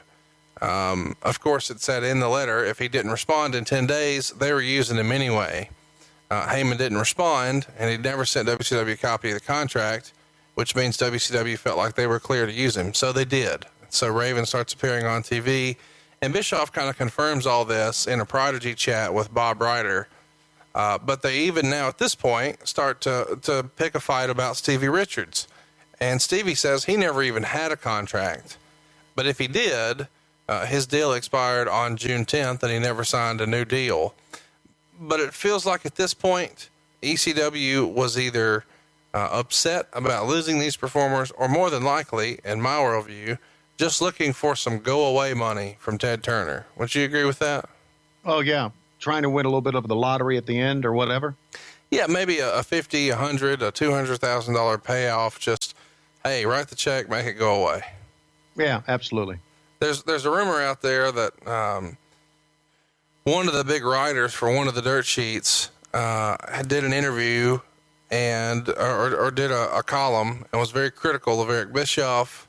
And then Bischoff made some sort of derogatory comments about that person. And the writer actually sued Turner for libel and defamation. And Turner settled out of court for nearly 6 figures. And when I quizzed Bischoff about that once, he had no recollection of it and said that unless it was over $100,000, they never even notified him. They just paid it. Do you believe that to be true? Well, I can only know this by experience. When I left Turner Broadcasting and went to the WWF, and Bruce Pritchard can confirm this, and I was being paid on a per event basis, and I worked Starrcade of '88, and I never got my Starrcade money. Really? I called Jim Hurd, and Hurd said, "You're not getting it." This was after I was at Vince, okay? And I said something to Bruce about it. Bruce said something to Vince. Vince got his lawyer in Atlanta to send them a letter that he had on retainer, and they sent the money to me immediately. Wow. Once they got that letter. Immediately. So they did things like that. They paid off lawsuits right and left just to get it over with. So, hey, Bruce never tells us, so I'm going to ask you, what was the payoff for Starrcade 88? For me? Yeah. $1,500. Oh, fuck. I thought it would have been more than that. No, that was it. I'm glad you left. Fuck them. Go to the WWF. Yeah, absolutely. Glad I left too. Eric Bischoff here has put down an edict a couple weeks prior to this saying he doesn't want any bad words, vulgar or distasteful gestures at all on the television shows. He says there's been complaints from the higher ups in Turner and it has to come to a stop. And one of the words specifically that's been banned, which I thought was hilarious, is hose bag. And of course, Bischoff tells the boys, just leave all the foul stuff, the dirty words, the vulgar gestures, leave all that to Vince McMahon. Do you remember this meeting? I do not remember that meeting at all. But I know that JJ cannot button his coat here. Yeah, it's funny because on commentary or on his way to the ring, Bischoff is mocking JJ, saying that he's on a new diet. So I guess people were noting that JJ had put on a few LBs here. Yeah. Well, we all do when we get older. JJ should know where the hard cameras are too, JJ. The fuck? Turn around. He's smarter than that. But, I didn't notice that when I watched it, but you're exactly right. JJ has his back to the hard cam here. Yeah. And I felt like Bischoff just visually kind of moved his hand like, hey, look over this way. Exactly. Why do you think that is? I mean, JJ's old school. That's all. Old school is, it doesn't matter where you stand, you just stand. And now with TV and everything, and of course Eric was in the TV, you got to face the camera, so to speak. Face the hard cameras. Look at that ECW sign down the bottom there. Is it just me, or has J.J. Dillon always looked like he was about 45 years old? Yeah. He doesn't look, he hasn't changed that much now. That's what I'm saying. Like, the 75-year-old version of JJ looks just like this 55-year-old version of JJ. It does, doesn't it? But if you go back 10 years prior to that, the 45-year-old version of JJ looks just like this 55-year-old version of JJ, who looks like today's 75-year-old version of JJ, and he will look like the 85-year-old version. Whatever JJ Dillon is doing, we need to bottle it. Yeah, he's kind of like Sting. I mean, kind of like the band Kiss. They're timeless. They look the same now as they did in 1974 when they first started touring. Well, that's because they wear costumes and paint. I'm talking about real guys. I know. I understand that. Fucker. Hey, there's rumors going around here that Disco Inferno is going to be coming back, but allegedly, according to the Observer, quote, "It appears the only way he can come back right now is to agree to do the job for Jacqueline." Now, of course, we know that that actually happened, but A, how did Disco get the heat? And B, who decided his punishment should be laying down for Jackie? A, how did Disco get the heat? Disco was a heat-seeking missile, buddy. And I don't know who decided that he would lay down for Jackie. That was a booking committee decision. When did that happen? Around this time? Yeah, he lost to Jackie that fall on pay-per-view. I believe it was Halloween Havoc. All right. It's worth mentioning here, of course, Nitro won the ratings, and things are really clicking along for all their TV. Specifically, Meltzer would report the overall morale was really high at the Orlando TV tapings for the syndicated shows. He wrote that Terry Taylor had all the matches planned ahead of time so the wrestlers would show up in the morning and know who they were working with and when. And allegedly, under the old system, guys would just show up and have to stay all day, and sometimes they wouldn't even work. Because the schedule was just put together as they went along. All right, we've got all the Nitro girls here, and they're on the desk. And this is one of the more famous clips for you on the internet, Tony, because you say, "Lois, go to bed." Yeah.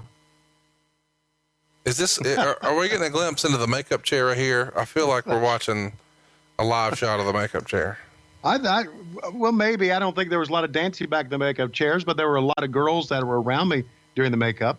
I thought we were pretty cool there. Boy, Spice could dance, couldn't she? Holy snakes. Could she dance? Are you okay? You got real quiet. Look at Heenan. Man, Heenan's having a good time, too. Thank you, girls. Stay with us. Don't you feel... What a moment, man. Did you ever feel bad for the Nitro girls? Felt bad for them? I feel bad for them. No. Why? Why would you feel bad? Well, they're having to dance around like assholes at a wrestling show here, and no. Look. These are the these are the forerunners, I think, for what you see in all sporting events now. Dancing girls.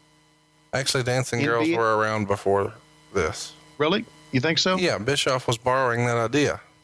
Okay. He wanted to have a mascot, so he had Wildcat Willie. He wanted to have cheerleaders, so he had the Nitro girls. Well, they weren't in college sports before then, I can tell you that. They may have been in the NBA. But now every college team, with the exception of maybe Ole Miss that I see, has cheerleaders and dancing girls. Two different teams. By the way, if you're not from the South and you're not in the loop on Ole Miss cheerleaders, throw in your Google machine. And take a look at those pictures. And roll Tide. Absolutely. So DDP is over like we're over here. Kimberly gets him down the ramp. She packs his lunch for him.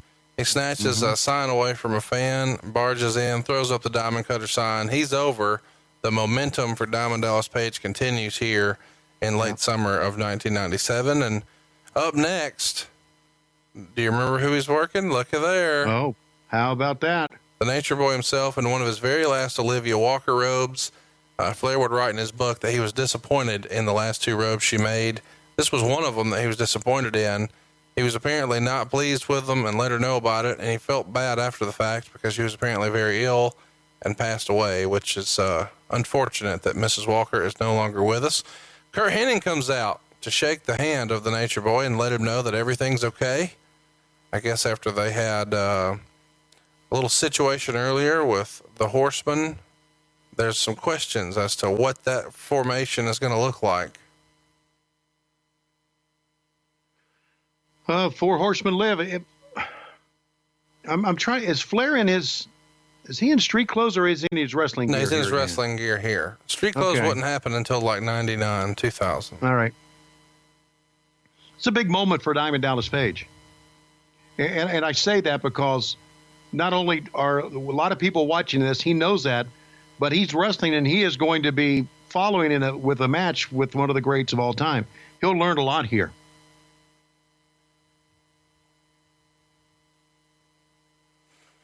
Flair in his trademark wrestling gear, the old Clifford Macias boots that people are so familiar with.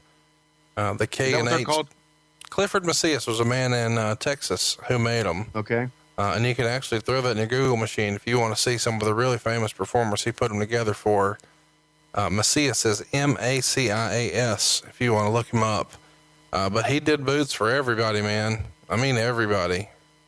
Yeah. And they had the RF on for Ric Flair. Absolutely. Did he have the old gold and maroon boots for Ole? Did he do those too? I don't think he did those, but those are a favorite of our friends over at the Mid-Atlantic Gateway, those classic Anderson boots. You see the Revival do a little bit of a tribute with a similar style boot now. Of course, not made by the same folks, I'm sure. A lot of people want to know. A lot of people have fake Ric Flair wrestling memorabilia here, Tony. I should give a shout out. If it doesn't say K&H on the inside, they're not a pair of Ric Flair's tights. K&H is still around, as best I can tell. I think they're out of Ohio. What is this guy standing up? What's he doing? He's trying to draw attention to himself. First of all, he brought a bunch of signs, and now he's playing with his nipples, and he's wearing a shirt as if he was a prison house bitch. Well, yeah, now he's about 50 years old and probably is. Oh, there's a great move. Again, Flair's calling this match, and here comes Hennig. Or as Flair's calling these spots, this is not a match. And the tape machines are rolling! We gotta go, motherfucker! I always thought it was funny when you guys would cut away from the middle of a match to try to sell NWO t-shirts. And now, after all the success, they've got a new version. It's basically the same shirt, except it says "For Life" below. And they won't let you call the number now. They say the phone number is no longer active. The shirt was only $20, but $6 shipping and handling, and it took 2 or 3 weeks to get to you. And what I found interesting about this commercial, Tony, is you mailed the money to a P.O. box in Birmingham. Why was it in Birmingham and not Atlanta? Who was handling your t-shirts there? I don't know. I guess maybe that people in Alabama are a little bit more trustworthy with cash than people in Atlanta. Well, I would agree with that. I know people who resemble that remark. Mm-hmm. Now, Kurt Hennig has come down, and again, I need to be refreshed on this. Well, you see, Flair's calling spots here, and the cameras are too tight on him. Flair's doing his usual match here, and DDP is firing up in a big way, making his comeback. There's the Flair face bump that we've all... Irish whip. Flair returns with an elbow. Page goes down. Okay. Flair's to the outside. I hope he doesn't try to he's climbing the fucking ropes. Oh, yeah. He got caught, damn it. And he shakes his head no, but he goes down anyway.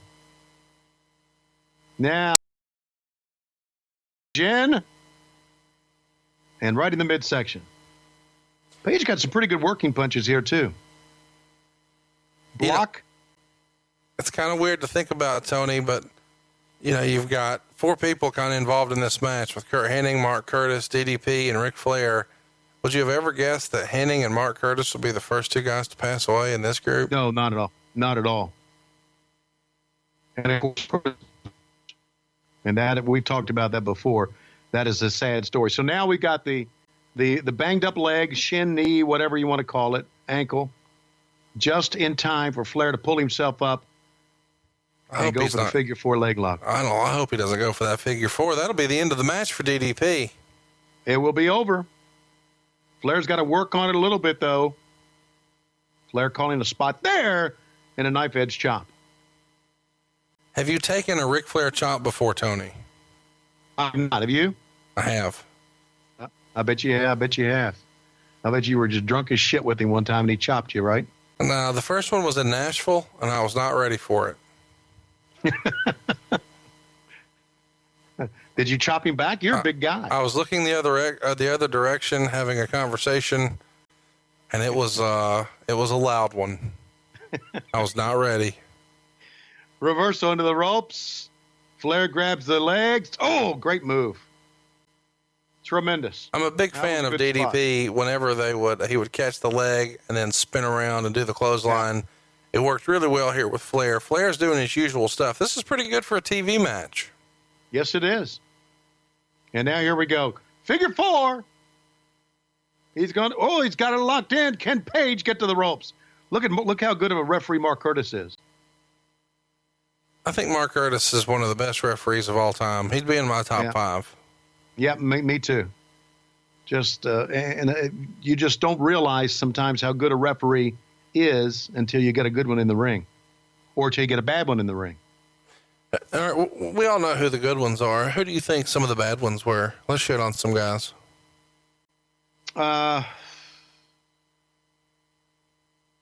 Who was the heavyset kid that we had? Scott Dickinson? Scott Dickinson wasn't that good, I don't think. He tries to get himself over at the end of the show, which Meltzer made fun of. It was kind of fun. What, Dickinson did? Yeah. Yeah. You won't be able to miss him. He runs down and celebrates with Lex Luger. That's kind of fun.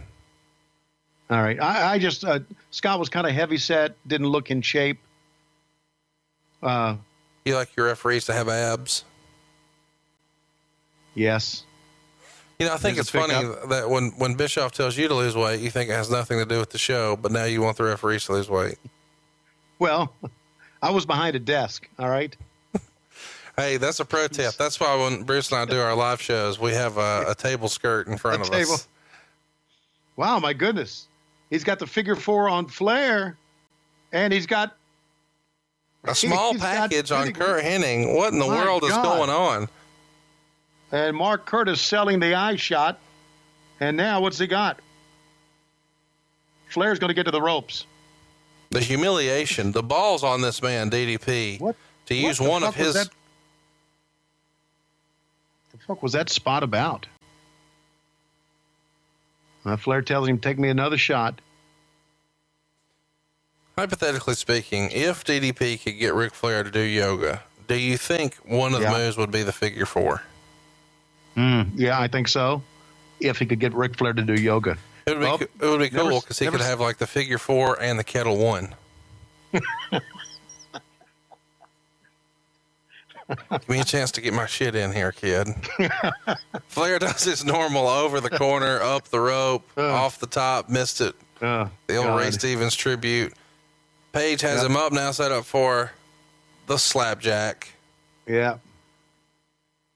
And now he's going to put him in the diamond cutter.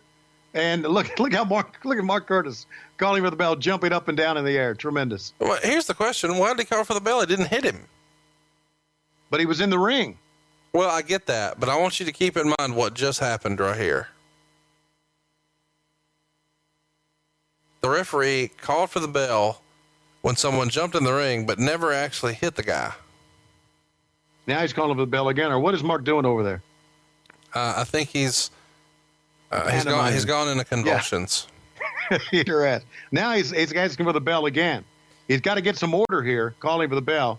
And Page takes them both down. How about this? How many people can say they've taken Ric Flair and Kurt Hennig down with a double clothesline? That's really giving Page a great rub here tonight. Probably a few girls have done that. Mm-hmm. I'm just guessing. Right. So there you go. It's a non-finish. Not exactly what anybody was hoping for. They're still pushing Road Wild here. Trying to, of course, push it on pay-per-view because these fuckers weren't smart enough to actually sell tickets to the damn thing. Tickets weren't important back then, Conrad. Yeah, you guys went out of business. Coming out next, here we go. God. Tony, to call this one straight, let's get in our Wayback Machine. Call it like you do now, but let's get in that Tony Schiavone character. We need to hear you call the Villanos. Villanos, which numbers are they? 4 and 5.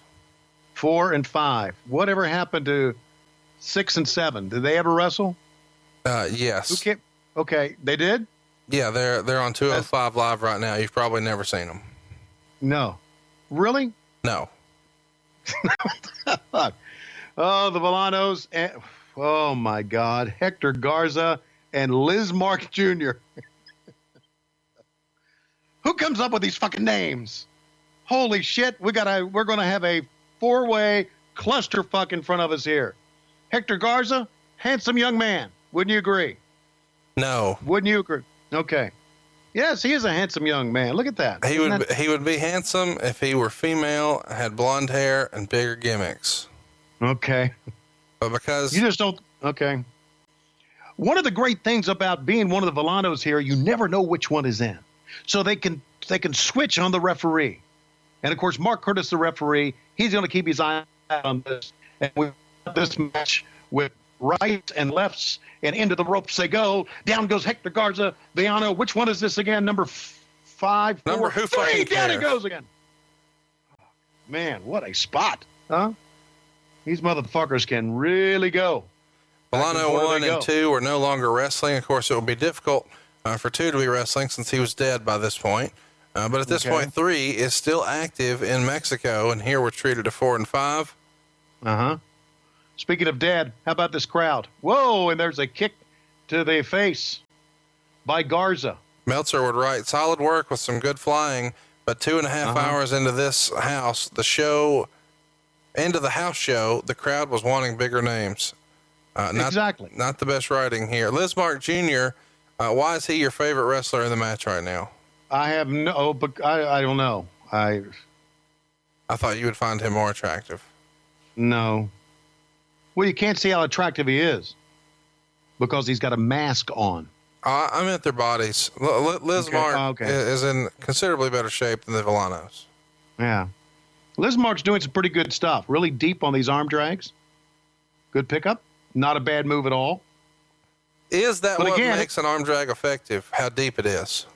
Yeah. But, again, to me, and some great work and some great high spots, and I know that Meltzer loves high spots. But to me, if you can't sell shit, the match is not good. Now, Lismark doing a pretty decent job of selling here, rolling out of the way. And now Hector Garza comes in. Are they going home here? Please, God, are they going home? There's a rumor that Hector Garza missed a little bit of time here, not too long after this, when an air conditioner fell on his foot in Mexico. What? It was a window unit that fell on his foot and took him out of action for a little bit. Wow. I could have made that up. Who would fucking care? That's right. Now Hector Garza, now Villano. What does Villano stand for in Mexico? Does anybody know? No sell? Oh, back up against the safety rail. And now, again, 2 men. Here we go. Here's the battering ram. Boom. And down he goes. You were kidding about what Villano meant, right? What? Villain. Oh, villain. Okay, villain. Got it. Villain. I should know. I spent enough time with guys from Venezuela and the Dominican Republic. And look, Hector Garza just took a shot. All right, just took a shot into a ring post. And he was able to get up with a couple of clotheslines. Are you fucking kidding me? And that's why I don't like this. I like the acrobatic shit. I mean, Lismark is doing some great stuff here, but still, here comes Garza up top. That splash was to do an arm drag. I guess. And again, the positioning of this match is wrong. Lismark goes up top with a big splash on Villain 4. And just a good old slap in the face. Watch out. They all got to end up on the floor somehow, don't they? That's what happens in these matches, is it not? Yeah. Jesus. Big high spot. Oh, my goodness. Is that a plancha? 360 top rope plancha? Look at I you. can hear Mike Tenay's voice in my ear. 360 top rope plancha. And I'm looking at him saying, yeah, they ain't selling shit either. Again, I say this, and then I watch some of the Lucha Underground stuff, and some of that stuff's pretty cool. It's worth mentioning that Hector Garza here was also one of the guys Look what the villains are doing here. They're doing the old switcheroo. Uh-huh. I saw that coming. Playing possum with Lismark, and they're going to do the world's slowest inside cradle. 1, 2, 3. All that flip-flying bullshit, and an inside cradle wins it. Your winners, Villain 1 and Villain 2. Mark Curtis tells one of the villains, stand up, face the camera. And Mark Curtis probably knows what he's doing more than any of the other guys. So how many, this match got a thumbs up, thumbs down? What do you think?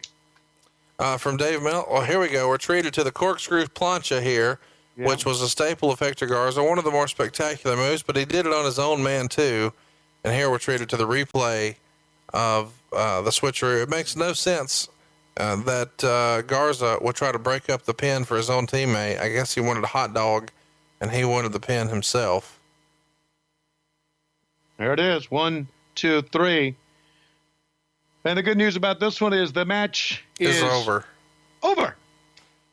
They're like the Mexican Legion of Doom here. They've got masks and spikes on their shoulder pad. Right. It's funny, though, because I thought steroids were cheaper in Mexico. Apparently not. 4 minutes, 57 seconds is what we're treated to there. Next up, though, we've got a fun segment. This is segment number 912 for Mean Gene Okerlund.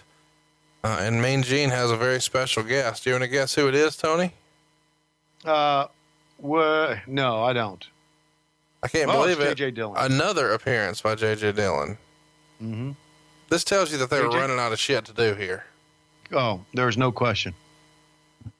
And this was our first 3-hour Nitro. And yes, that's right. And the gimmick here is, you guys have been promoting that J.J. Dillon has a contract for Sting. So you see in the background, all the fans are already looking around towards the rafters trying to find him. Is he here? And J.J. says he hasn't seen him, but he's heard that he would be here, and he has a very special contract offer, and he's ready to get Sting back to work and back in the ring, and now it's just a matter of making the offer face-to-face here. And, of course, the gimmick would be every week JJ would offer another member of the NWO to Sting, and Sting would continually pass. His first offer here is going to be for Kurt Hennig, who is a free agent and not an NWO member. But eventually he thinks, he just needs an NWO guy. And so they start at the bottom and work their way up. And then the payoff would be, of course, at Starrcade 97. And Meltzer wrote, from the timing of everything, you'd think they can only stretch this out until October's Halloween Havoc show. But I'm told that the plan is for the match to be at the new Washington, D.C. arena in December. I mean, I can't imagine them ever trying to pay this off at a Halloween Havoc. Could you? No, not at all. Starrcade is where it would be. It's Starrcade at the Verizon Center. MCI Center back then, I think it was called. Yeah, it was. You're right. This heel character, I guess it's kind of a tweener character. It certainly looks like a heel character with the way Sting is dressed, but he's really the most over babyface there. It is one of the more interesting, gimmick changes that you would see a guy go through. Of course, we saw Dustin Rhodes and we saw Goldust, and it wasn't quite as dramatic as that, but this is the same character name, the same company, but the presentation being totally different from a few years prior.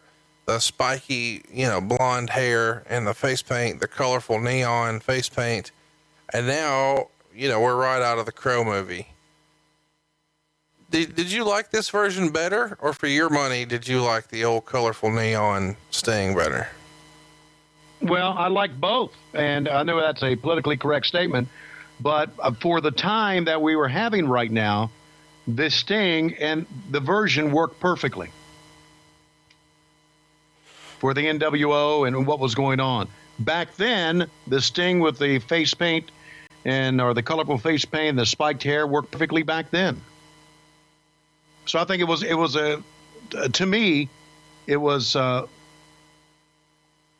a great movement towards a different character. Sting coming down from go ahead. Because not only was he different as far as his look, but he was quiet. He didn't shout. He didn't do his very outlandish, screaming, excited interviews. Everything was different. And he almost represented, he represented WCW in a way. Yeah. Talk me through this. he's got all his rigging gear on from where he just rappelled down from the ceiling. Do you remember whose idea it was to have Sting start rappelling down? It was Eric Bischoff's. Do you remember, did you guys use the same rigger every time and travel around with them, or would it be a different one in each building? No, it was the same guy. And that was his only job, was to get Sting down? No, we had a special effects stuntman type guy that traveled with us all the time. I can see him now, blonde-haired guy. I don't know his name, but he was with us. He was a full-time employee of ours. Would they do like a run-through before the doors opened? Yeah. Okay, so Sting would come down once as a practice run in every building, or just the one time? No, in every building. Every building is different, right? Sure. Every setup is different, so they would have to. He tears up the contract. Tearing up the contract. He wants no part of Kurt Hennig. So he just tears it up and hands it back to him. He's silent, doesn't say a word, and the crowd actually boos Sting here a little bit. Well, they want to see him wrestle. Of course. At this point, it's been almost a year. We're about 11 months away from his most recent match. The last time we saw him do any sort of in-ring work as his old character was Fall Brawl 1996, where they did the fake Sting angle. He came in and cleared house. We'll cover that at some point, I'm sure. Do you mind if I do something here? Sure.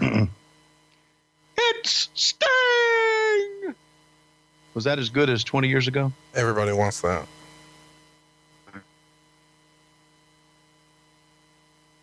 So he didn't. Yeah, I like this look. I thought it was a great look, and it was a great storyline, and it was one of the reasons we were red hot right now. It really was. J.J. Dillon here is getting a lot of TV time, but not nearly as much as Mean Gene Okerlund. Mean Gene was a big part of WCW at this time. Yeah, he was, and rightfully so. He could really put over an interview. Even people who didn't do good interviews, Gene could make it work with them because he was so good at what he was doing. But I wanted to mention earlier about Hector Garza. I just got sidetracked. He was at the Royal Rumble earlier this year in 1997 for the WWF.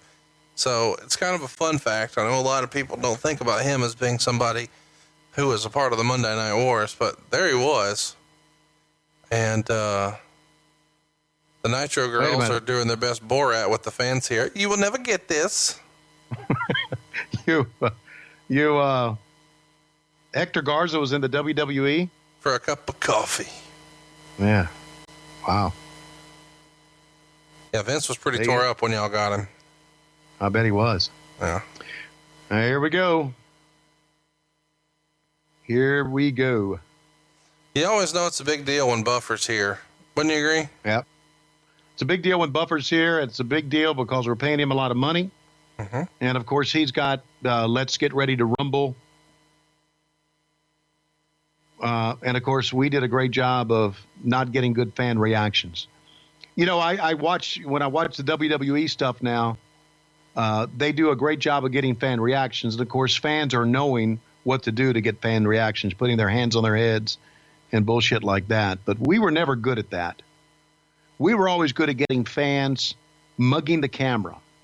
We were never good at getting fans not looking at the camera, looking at the action and reacting. We never were good at that. Let's talk a little bit about some of the other stuff that's going on in the company at the time. Around this time, you guys sent an entire crew from WCW, including Neil Pruitt and Mike Tenay, to Mexico City to do a bunch of interviews with wrestlers to go ahead and build the importance of the mask, to get the American fans more familiar with the wrestlers from that group, and the way Lucha really worked. Do you remember there being any sort of pushback? Because there's all this rumored innuendo out there that Kevin Nash was against it, and that he thought he called, some guys like Dean Malenko the vanilla midgets and such. Do you remember there being kind of that old school, hey, they're different, so we're anti that? Yeah. Was very much so. And I think I was in that group. Who was for it then? You know, we hear so many people were against it, but it happened. So clearly, Bischoff thought that there was some value there. There's your answer right there. The boss was for it. Tenay was for it. You know, Tenay, and even back then, he had a collection of hundreds of different masks, luchador masks. You know, he grew up in L.A., and he was really big into that. And I don't know how much of an ear he had for Bischoff back then. I don't think much. But that's what Bischoff liked. And then again, as much as I shit on and we're watching Hogan obviously come out now for his match, but as much as I shit on the luchadors, I'm in the realization that if you got 3 hours of TV every night, you got to have something different. Right. You got to go out and expand your roster. So you got to bring in guys. So yeah, you may not have liked it, but you had to have it because you had segments to fill. Look at that computer paper that was connected. That's old school right there. You're not kidding. It's old school. So Lex Luger is in the ring. Hulk Hogan is making his way to the ring. He's inside now. He's got the cutoff, airbrushed Hulk Hogan Hollywood Rules shirt, the Hollywood bandana, the fingerless gloves. He's in his classic NWO attire, and of course, the big gold belt spray painted with NWO is in tow. Where do you rank that belt as far as all-time belts in wrestling? I imagine you still think the original domed globe is the more desirable belt. What I call the Harley Race belt. Yeah. Yeah, that's the real belt. This one was a belt. This design of the belt, if I'm wrong, and I don't think I'm wrong, Jimmy Crockett had designed when he was going to break away from the NWA. Yes. So it became World Championship Wrestling's big gold belt, and it obviously became the symbol of the company. And, you know, I'm looking at this match here, and I'm thinking about remembering Hulk Hogan as Hulk Hogan. Right. And seeing what he has become here now. It's a tremendous change. It really is. And it's so underrated because Hogan had the biggest babyface run in the history of the business, and he's the most over babyface, and now he's the most over heel, and that's not always the case. Usually guys are better at one or the other. You know, I always thought Flair was a much better heel than he was a babyface, and you could go on down the line. Yeah. But this is outstanding work here by Hulk Hogan. Yes, it is. And that just tells you right now this. I know we got slapdicks out there who are on both sides of the fence when it comes to Hogan. But if you think Hulk Hogan was the drizzling shits, then you don't know what you're talking about. He was not. He wasn't the greatest technical worker. He did not have a match like a Chris Benoit or a Ric Flair. But, buddy, he knew what to do. He knew how to be a heel. He knew how to be a babyface. Well, yeah, and that's really what it's about. If you were to show my parents, you know, who were both very, very casual wrestling fans, they're familiar. If you were to show them a picture of a Dean Malenko or a Chris Benoit, you know, they have no idea who that is. But they know who Hulk Hogan is, and a lot of people are going to say, oh, that's because Hogan got a push. Yeah, but why? You know, because being the best wrestler isn't always, you know, essentially, and I know this annoys some people, but essentially wrestlers are salesmen, you know, who can sell themselves the best. And the person in a sales organization who's the most knowledgeable about the product isn't always the person who sells the most product. The person who can make those relationships and who can make people like them. You know, if I can make you like me and trust me, then I've got a shot to sell you something. And Hogan did a phenomenal job of that. And it was evidenced by the ratings and the tickets and the T-shirts. People vote with their dollars, and they were voting for Hulk Hogan here. Yeah, and I know we're doing a lot of Hulk Hogan put over here, but the fact is that, he got the push, but he also took it and ran with it. Yeah, and there's other people who are naysayers who will say, oh, but he held people down. Yeah, so? Yeah. You know, I mean, the reality is, if you were in that same spot, you wouldn't say, no, don't do that.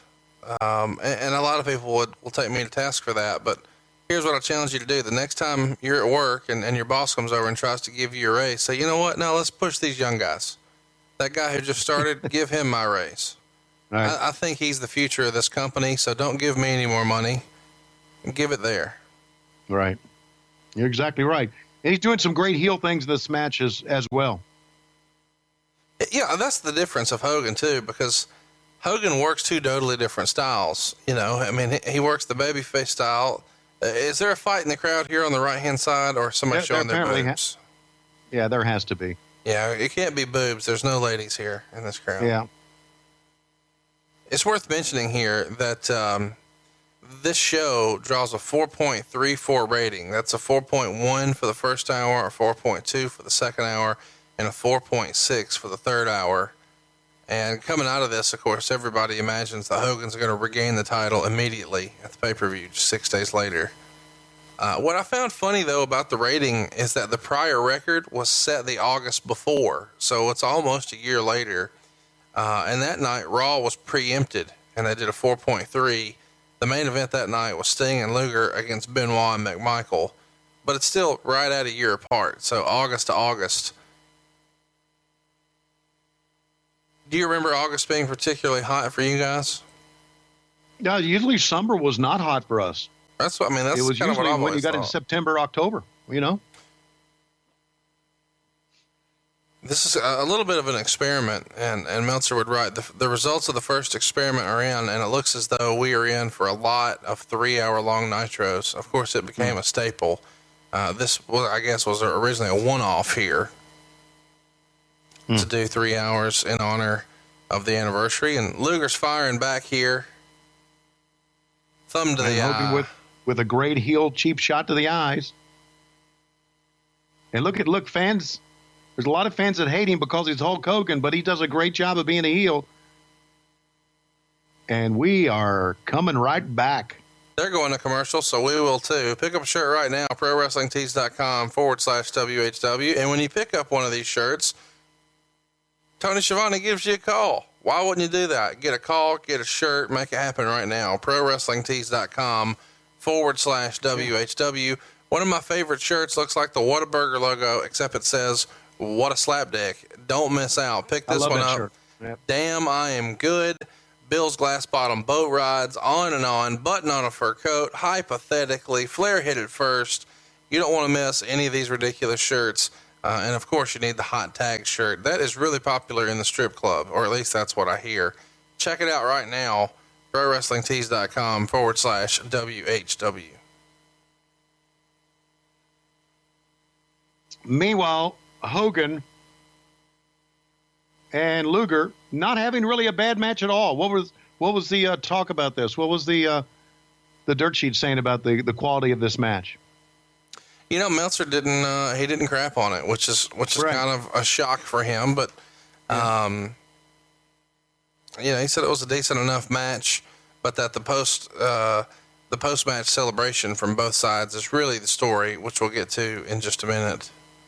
But I think a lot of people still remember this moment as one of the biggest moments in Nitro history because it was so unexpected. You know, Hogan at this point had been champ since Road Wild or Hog Wild the year before. So it's been right about a year since he beat the Giant on that pay-per-view in Sturgis. And he's had this run with the NWO here, and they've just been so dominant and bullied everybody that it's a big deal that WCW gets a win. And they made it feel special with doing this 3-hour show.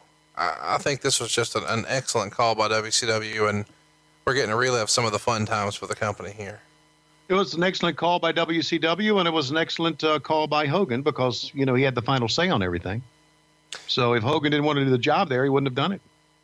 As a reminder, we're just 6 days prior to Road Wild, and later that month they have a Clash of the Champions planned. Raven is supposed to wrestle on that clash, and there's debate that they're going to debut a wrestler that they plan to call Bill Gold at that show. But as we know, they would wait until September to make that happen. He would become Bill Goldberg, and he did okay, right, Tony?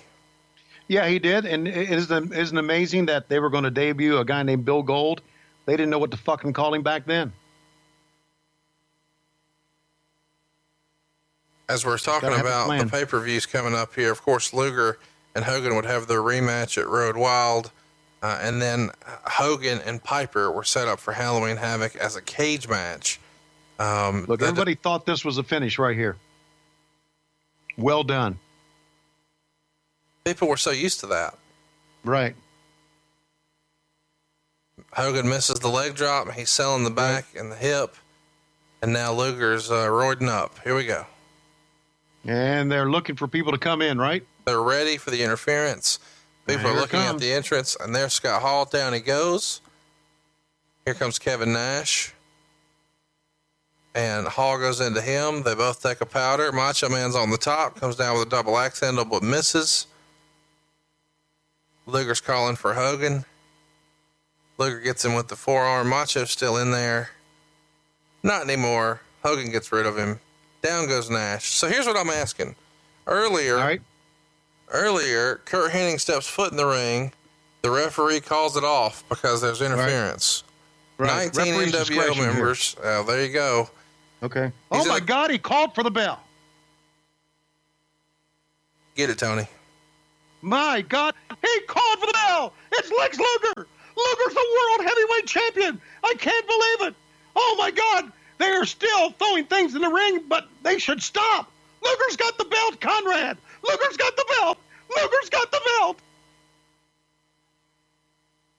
And now the celebration begins.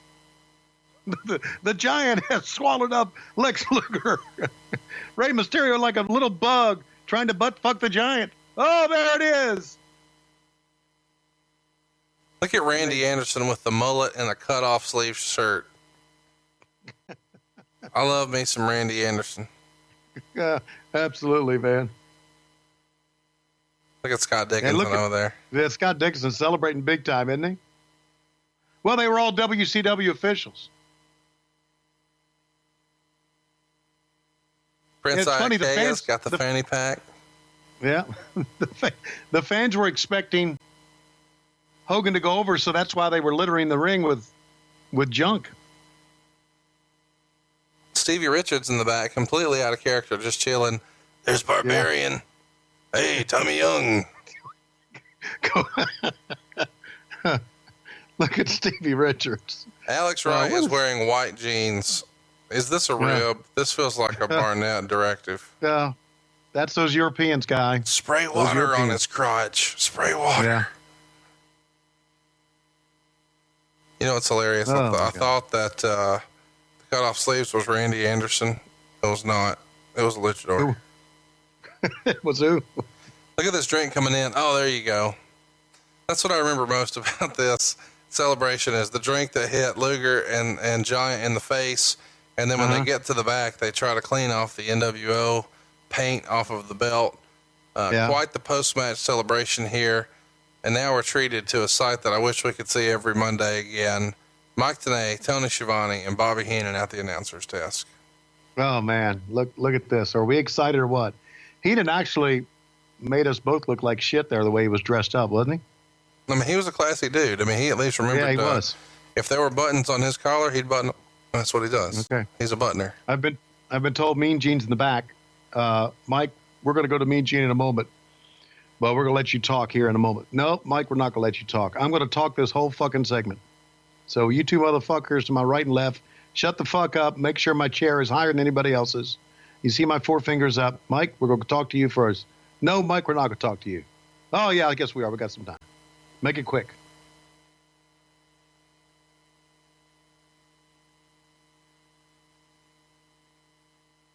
Who's in your ear for this? Is this Craig Leathers in your ear? I'm looking at Winnie Turnbuckle now thinking, are we going to go or not? Because we're filling time here. There's nobody in my ear right here. We're just I'm waiting to hear I'm waiting to hear Wendy say we're going to the back. There's the celebration. The champagne is flowing. Right. Pay special attention to Big Papa Pump with his champagne. The ice bucket from Rey Mysterio. And we've got some sort of varnish remover of some sort of paint thinner that we're putting on the belt to get that spray paint off. Look in the very back, staying very dry and clapping from afar, the golf clap from Mongo McMichael. Oh, this is good. Look at Benoit looking on unapproving over everyone's shoulder. Oh, God. And now we got the NWO locker room, and now here's the performance. Hogan losing his mind, flipping the tables over. Mm-hmm. The NWO's just chilling. There's Conan with a tank top and shorts and a baseball hat. And there's Vincent in the back. Kevin Nash must not be nervous. He doesn't have his hand in his pockets. Well, he's not cool now. He's not cool. Sean Waltman standing there with his fanny pack. What do you reckon's in Waltman's fanny pack? I'm not going to go there, son of a bitch. Well, I didn't know if it was maybe like a poo-poo platter. I don't know. Yeah, right. So there you go. We're winding it down here. Tony, normally you tell us we're out of time here. Do you want to put a bow on this 100th edition of Monday Nitro here? We were, I think I can say this. We were in our element there. It was a great night. But it was the beginning of a decline. And the reason I say it was the beginning of the decline was because we had to, and I don't want to shit on what was a big night for us.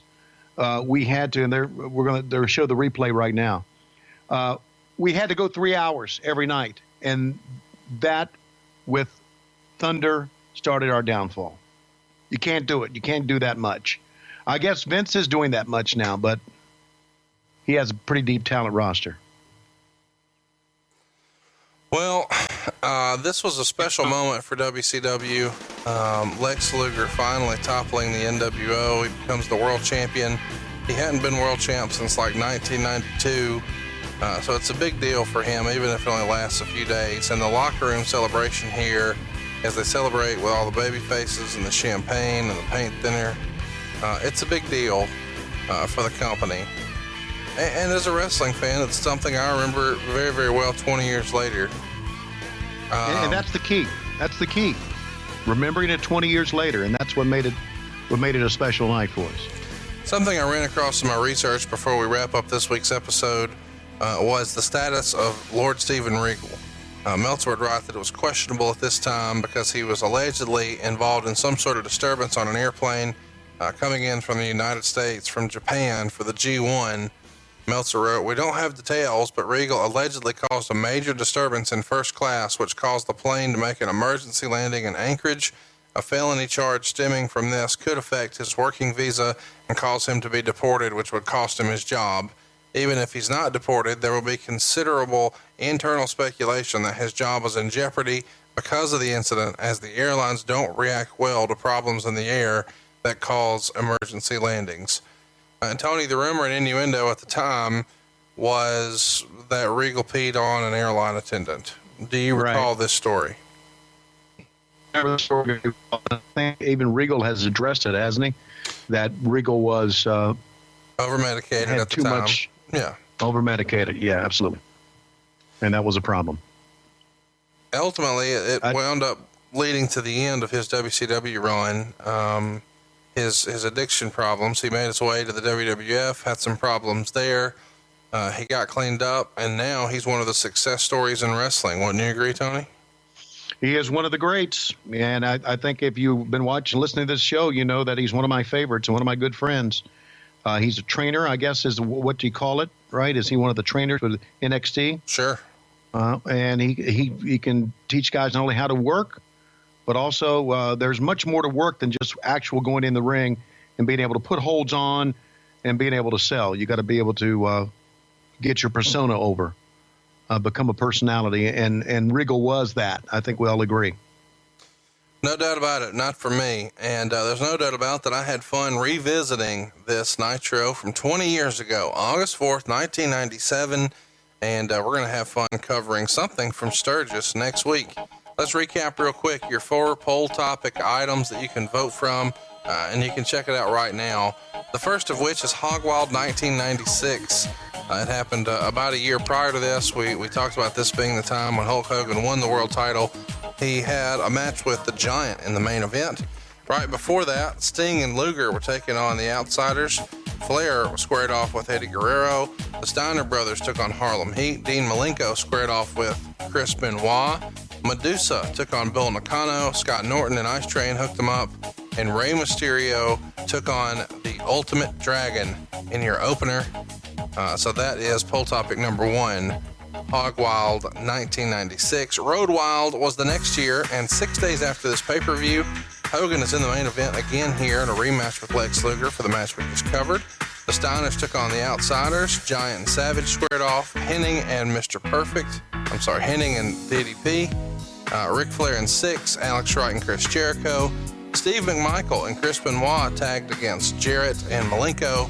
And then Conan took on Rey Mysterio. And in our opener, Vicious and Delicious, which is Buff Bagwell and Scott Norton, will take on the Harlem Heat. So that's poll topic number 2, Road Wild 97. 98 is an interesting year. We've got DDP and Jay Leno tag teaming against Hulk Hogan and Eric Bischoff in the main event. The world title is on the line in a battle royal with Goldberg defending against 20 guys. The WCW Cruiserweight title was on the line when Juventud took on Chris Jericho, and Dean Malenko was the special guest referee.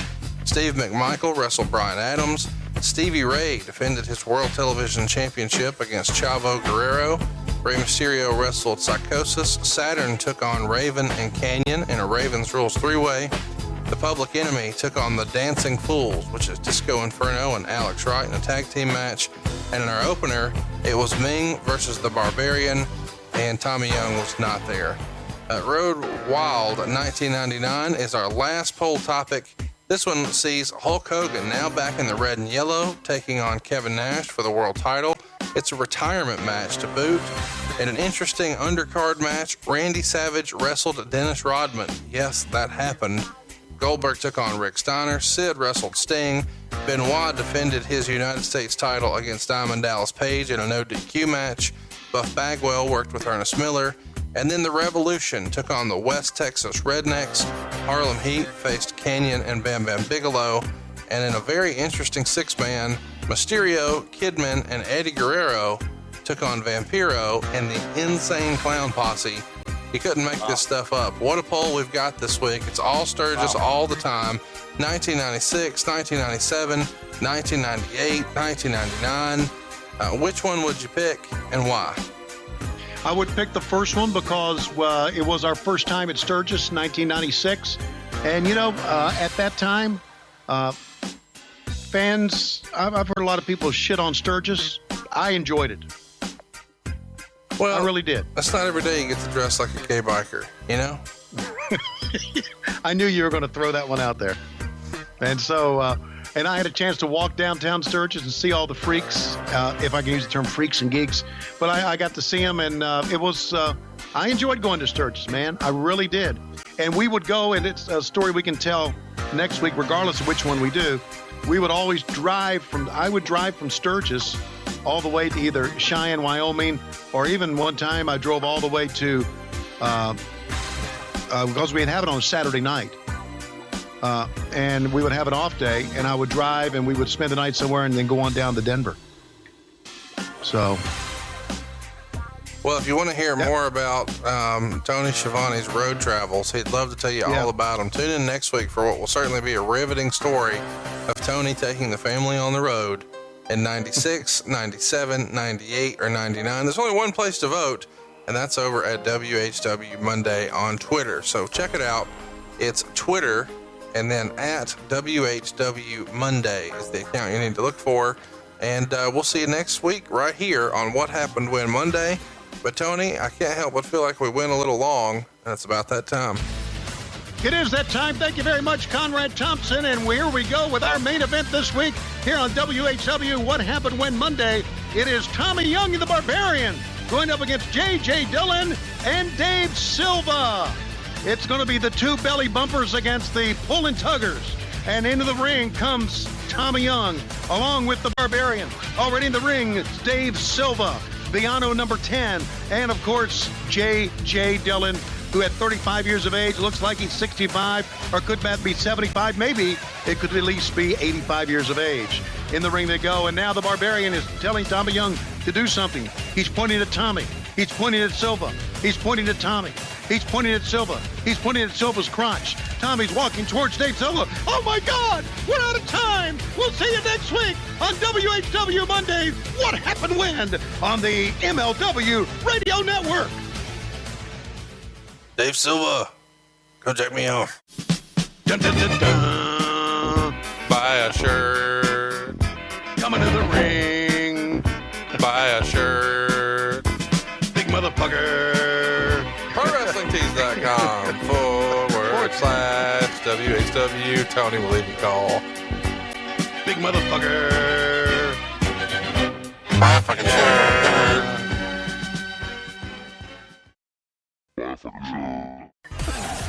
The world of MLW Radio never stops.